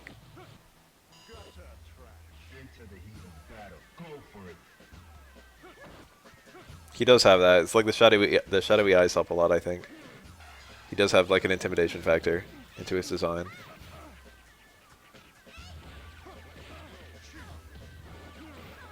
I don't think that's a pun. I think that's literally like the literal definition of the expression.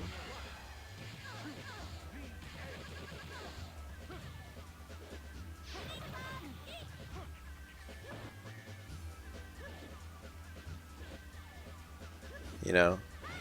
It's like saying he doesn't hold back. It's like in this case, it's literal, even though it's usually figurative.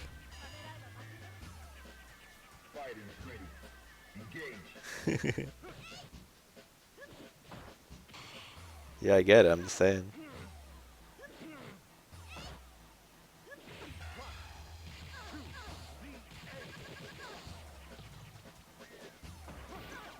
When you say sweepy, you talking about the low forward or the low run house? I guess both of them, right? I like that they're willing to do something weird with it. It's cool having a launching low, and if you're gonna have a high damage launching low, where are you gonna put it? It wouldn't make sense on low forward.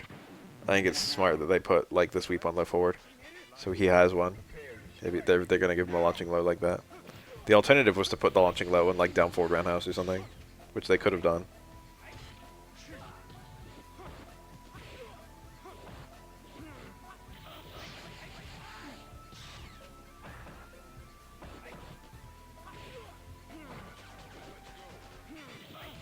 Very nice.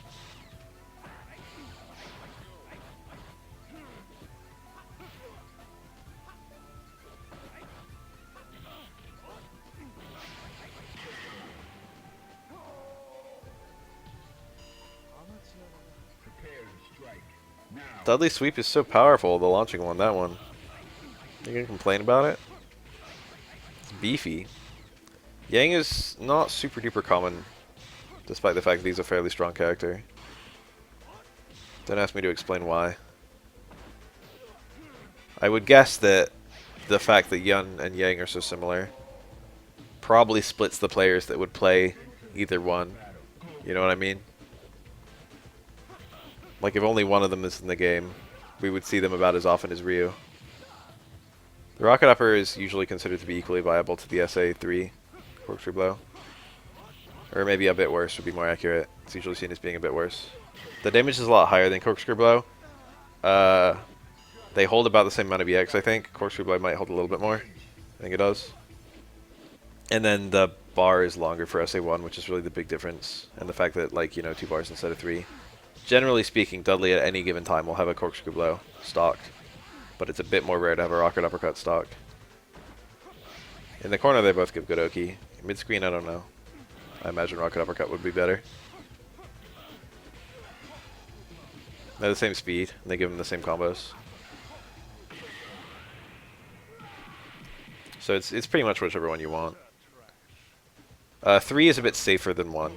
That's another thing that people rarely discuss. Is that, especially for the light version of SA3, it has different versions. The light version is only like, it can be really hard for certain characters to punish. That was a short swing blow, baiting a parry. See? Yang went for wake up parry and short swing blow hit him out of the recovery of it. Well, not the recovery, but you know what I mean. That was a wake up short swing blow. That's good too. Didn't work that time though. That was a wake up backdash that also didn't work. The other was pushing his luck by not fucking wake up blocking.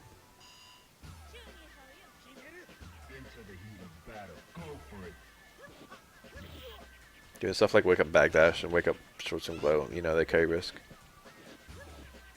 A low success rate. Wow, he landed. Usually that's everyone else as a punish in that kind of scenario.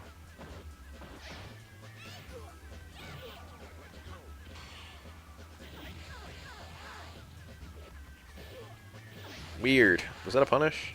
Might have been.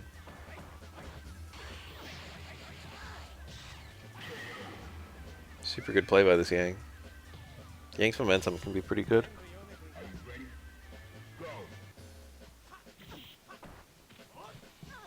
Nice, the loop. Uh oh. They got out on our first pass.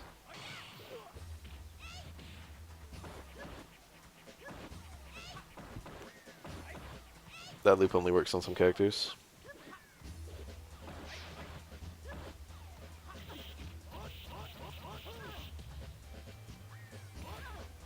He wanted close fierce and he got far fierce for somehow. How the fuck did that happen? She was like next to him. You see that? What normal does she go for? That's a spinning bird kick. And somehow Yang gets fucking far fierce instead of close fierce.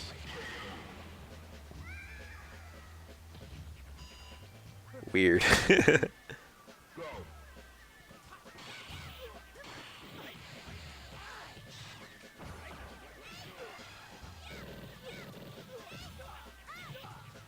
Street Fighter 3 would certainly have joined the likes of like rival schools or Project Justice if Ryu and Ken weren't in it and it wasn't called Street Fighter.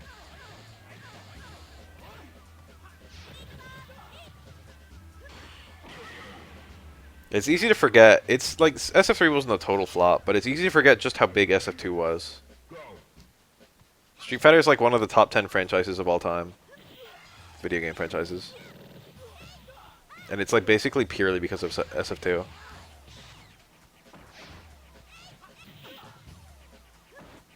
Like SF2 was somewhere between like 10 million and 20 million.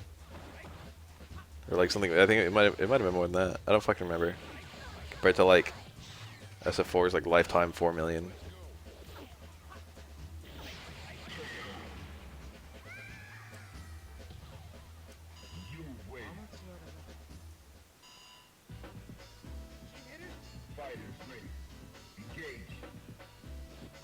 It was also very original. But yeah, definitely the environment helped it a lot.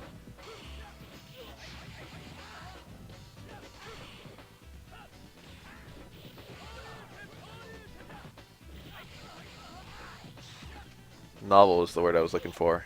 Original is still true, but novel is really the thing I want to emphasize. The selectable cast wasn't even a super common thing back then, honestly. The idea of like a bunch of different characters that all use different fighting styles and yet all like compete, are competitive with one another, is quite an enticing idea.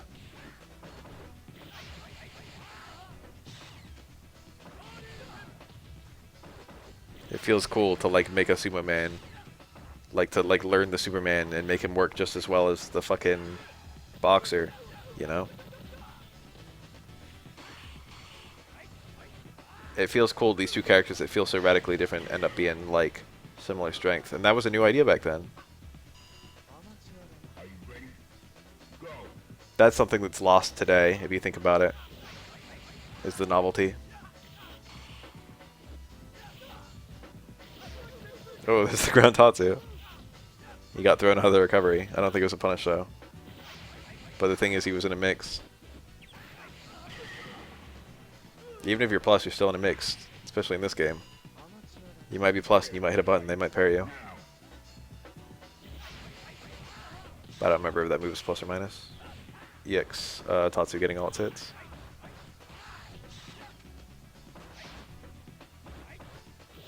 The cost of trying it was also very low. You just had to put in a quarter and that was it for SF2. And then, you know, that helped it, like, build up fame. And then once it came to consoles, of course, it was already famous. So, like, people were willing to pay big money for multiple different versions.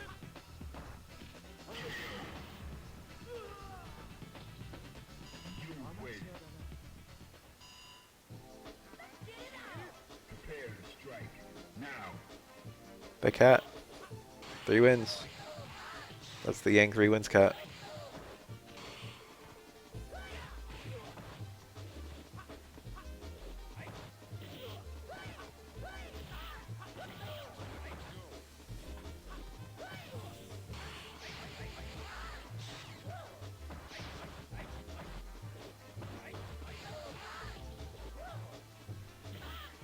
Are you sincerely telling me that Fei Long isn't supposed to be some kind of weird Jeet Kune Do? Fighters ready. Engage.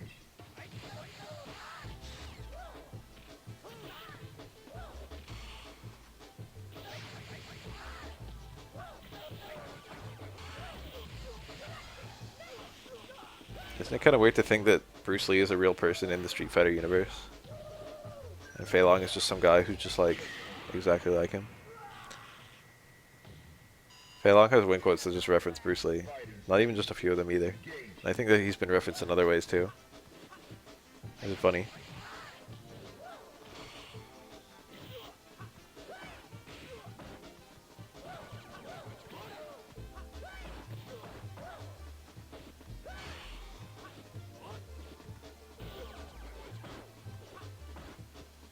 It's my headcanon that Fei Long is a Bruce Lee fanboy.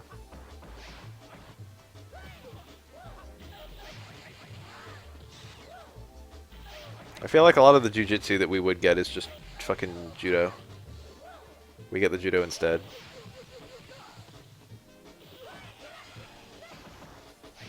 Nice. SF5 does take place in the late 90s. Go. SF3 also takes place in the late 90s. All Street Fighter games happen in real time. All main numbered Street Fighter games happen in real time except Alpha, which came between 1 and 2. And Street Fighter 4 onwards, which were prequels. Or interquels, I should say. Are you ready?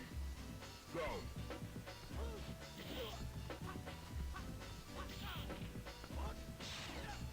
Submission holds don't go over well in fighting games? You telling me you don't like it when a fucking king player gets a rolling death cradle? I get hype. I'm like, let's do this. Well, I landed a command grab, so I'm just gonna take 80% of your health. Prepare to strike. Now. Yeah, this is YouTube. In late 90s SF. There's also, Elena, Sea Viper, and I think maybe, someone else. There's a few cell phones. A few characters have cell phones. Whatever, it's a fucking moving timeline. Into the heat of battle. Go for it.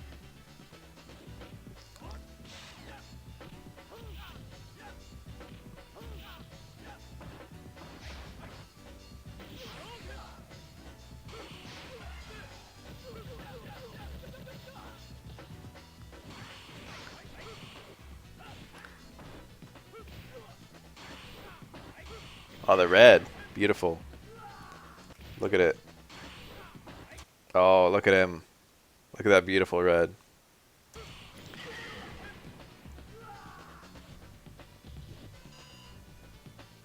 He would be in his 30s by SF3, I think. Or like close to it. But that's the point. Is that we're actually like 20 years in the future from SF3.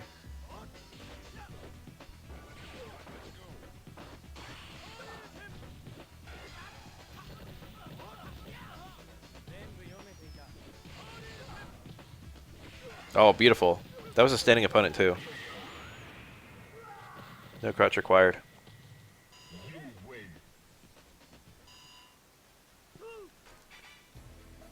Fighters ready. Engage.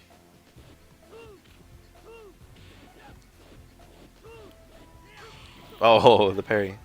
Kid didn't have a whole lot there though.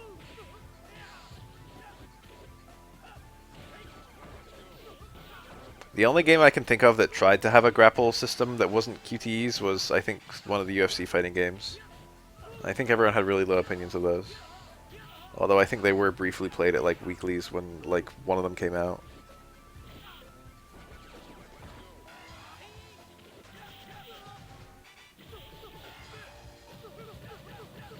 God, Ryu's getting up there.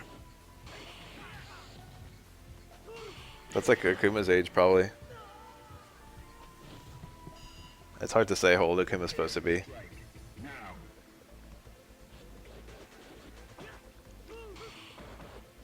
In the comics, when Akuma and Goken have appeared together, like in their youth, they seem to be about 10 years apart.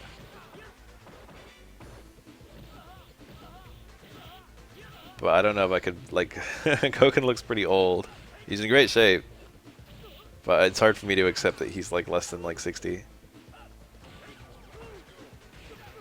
Which means Akuma's at least got to be in his 50s. And I find it more likely to add at least 10 to both of those numbers. Fighters ready. Engage.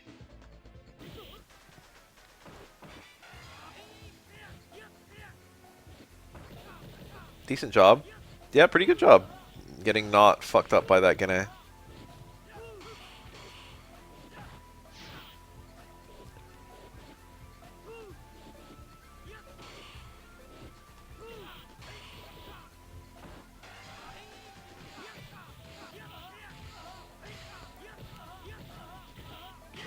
Basic bitch Gene juggle was perfect for the situation at hand.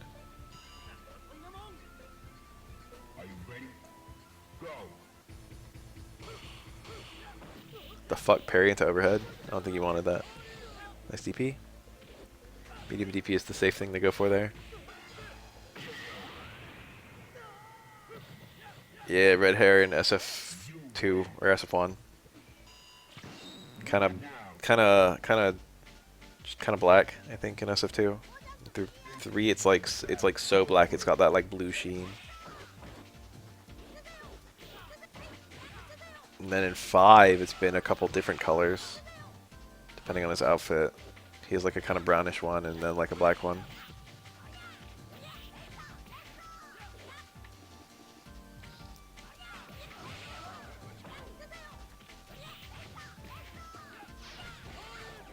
Ryu's hair in SF3 looks like the color it looks like the color hair would be when you dye it black. You know what I mean? I always see that like that kind of like bluish with like black hair dye. Are you ready?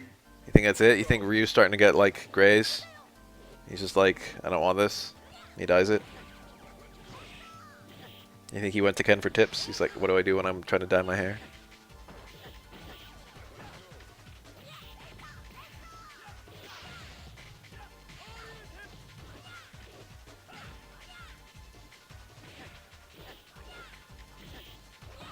Yeah, I think it's literally melanin in hair. It's like the same shit that's in skin. Nice instant air EX Tatsu. And then the hair, the melanin's not produced. Or at least not at the same rate as you age. Engage. So your hair and your skin change color a little bit. Your skin a little bit and your hair a lot. Nice. Deep anti-air, heavy DP.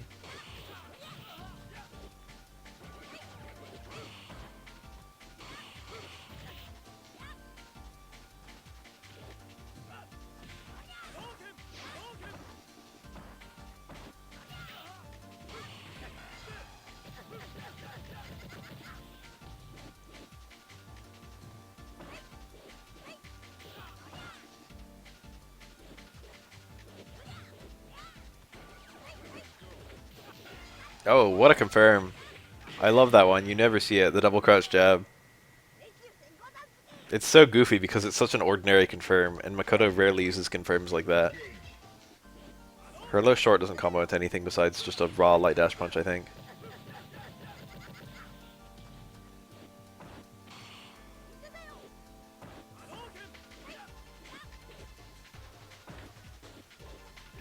I love that fucking confirm, dude. I'm still thinking about that. I'm still laughing. Double O short, the double O jab. Like, Ken can use that confirm. He doesn't, but he can.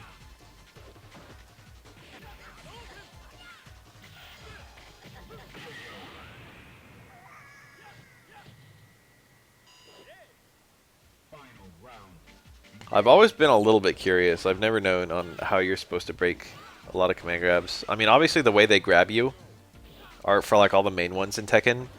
It's just like, you know, oh, he grabbed me with his right arm leading, therefore it's like a 2 grab, a 2 break or something like that. I know there's a couple, like King has one that like throws that for a loop.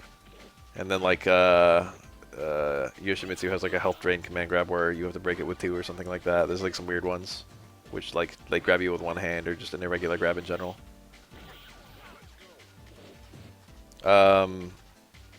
But if it's like one of those big long, if it's the middle of a grab chain, I have no idea how to break those.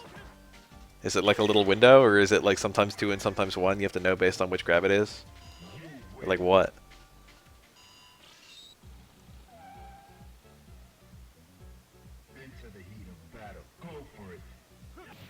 I should watch that video, just so I know. Oh, it's based on which ender he does? I know you can have like multiple different enders. For a lot of the grab chains, it's like some of them you can either lead to like so-and-so or rolling death cradle. And it's like, I was always like, oh, why would you not do the strong one?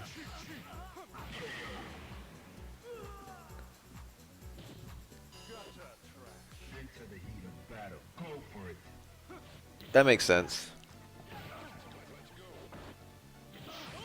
I think that's in one of the that's in one of the story modes, yeah.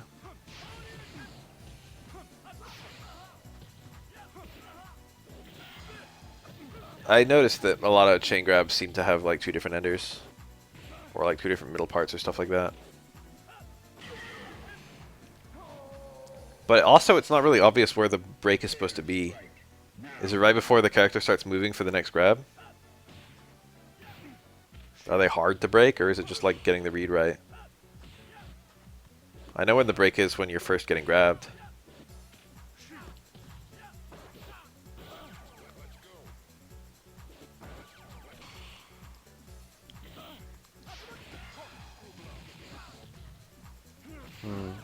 Let's wake up hard DP. It traded. Can't stop swinging until the framing hits, I guess. That was a really bad EXDP. It was a decent EXDP, it was just too far. Dudley made space.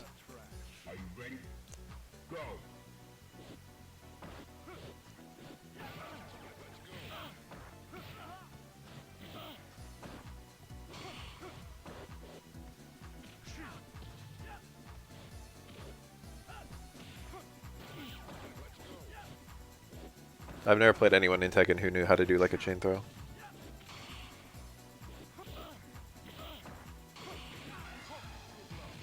I only played Tekken pretty casually.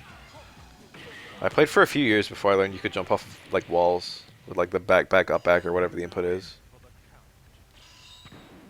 I was like, whoa, what just happened?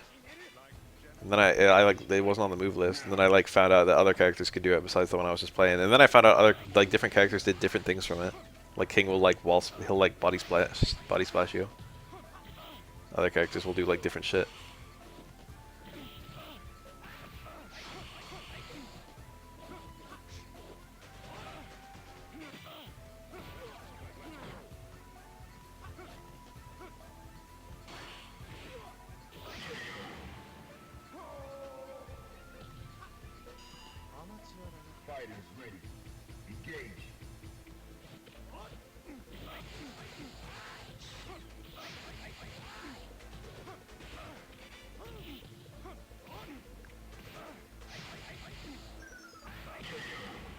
Don't get thrown. That's some good shit. That's what I want to hear. Are you ready? Go. I've noticed like king chain grabs all start from like weird starters anyway. Like the fucking 3+4 little hop thing. Or like a duck in. Not all of them have weird starters, but a lot of them do. I bet even doing that against a good opponent is not easy.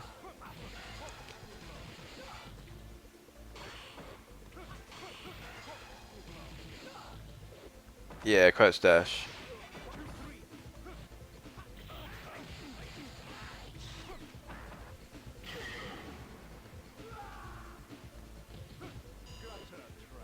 Final round. Go. Nice. Got most of the hits.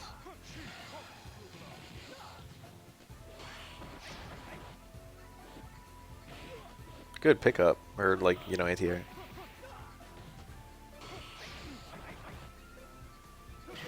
Oh, smacking those neutral jumps. He's like, no, I'm not having it.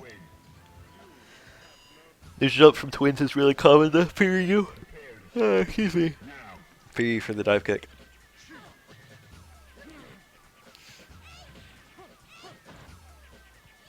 I'm surprised that either that Stand Strong or that Stand Fierce that Dudley got those two anti-airs with on the neutral jumps. I'm surprised either of them hit. They were both at like tippy tip range. Twins are pretty narrow when they're neutral jumping. I got fucked up by, what's his name? Ryan. Playing Yun. Who just completely owned me based on my, my shitty anti-airing of twin jumps.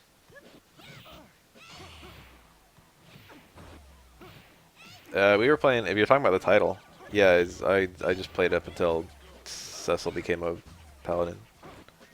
And then I stopped.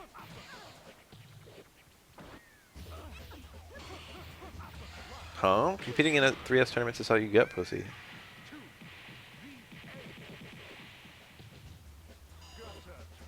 Are you ready? Go.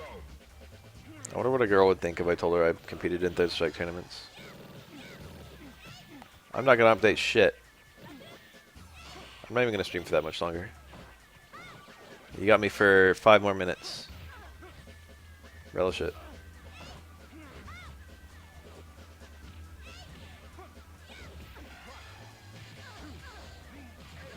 I'm sorry, I didn't mean to be rude. I'm just lazy about changing the title. It takes 10 seconds of my life that I don't want to spend.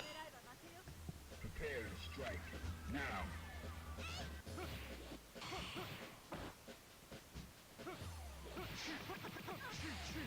See, that's like me. That's like exactly where I am.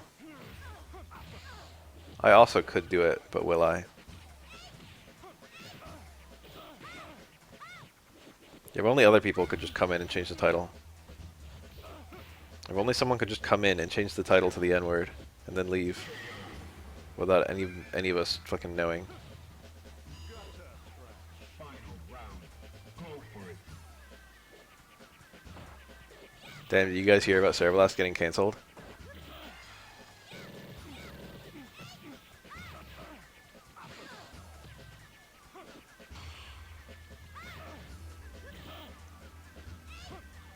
Sad, maybe. I don't know if it's sad or not. I didn't actually like. I only know that he got canceled. She got canceled. Damn. Oof. You win. Misgendered. Are you ready? Go. I was seeing that on my Twitter feed, and then I read the apology, but I never saw like whatever post it was. Oh no, I misgendered someone. No, I'm getting canceled. I don't like cancel culture, to be honest.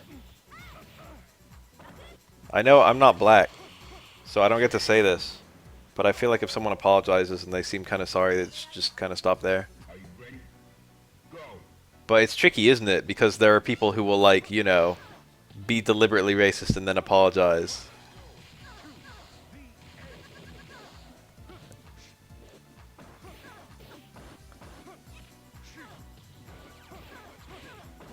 People will tell you it's not gay to get pegged, but I feel like it's a little bit gay. I don't think there's anything wrong with being gay. Fighters ready. Engage. I think it's a little bit gay to take a shit. I don't take a shit for pleasure.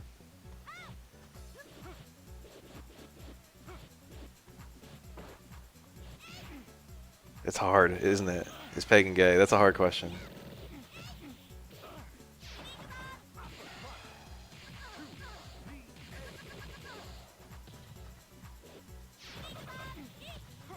It just happens. It just so happens that the ideal shape for something to go into your ass happens to be dick shaped. Are you ready? So on one hand, you know, it's like if a woman's doing it, it can't be gay, right? If a woman can do it, it can't be gay. That makes sense. I agree with that.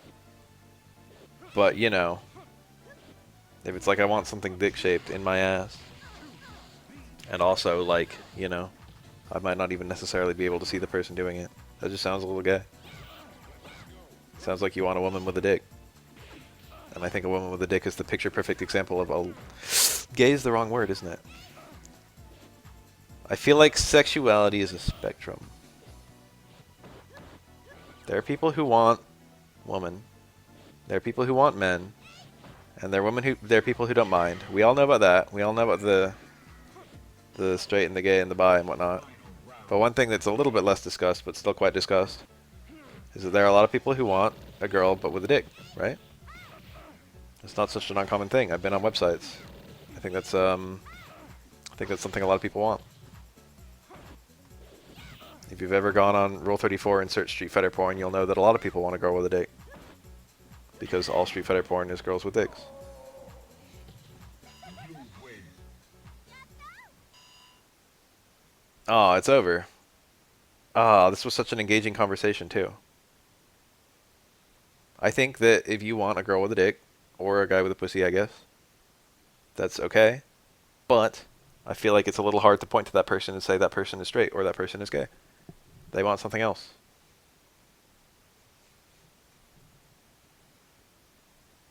They're somewhere in the middle, maybe. But it's like not the same somewhere in the middle as bisexuality. It's like a different somewhere in the middle. I'm going to get into bed, I think.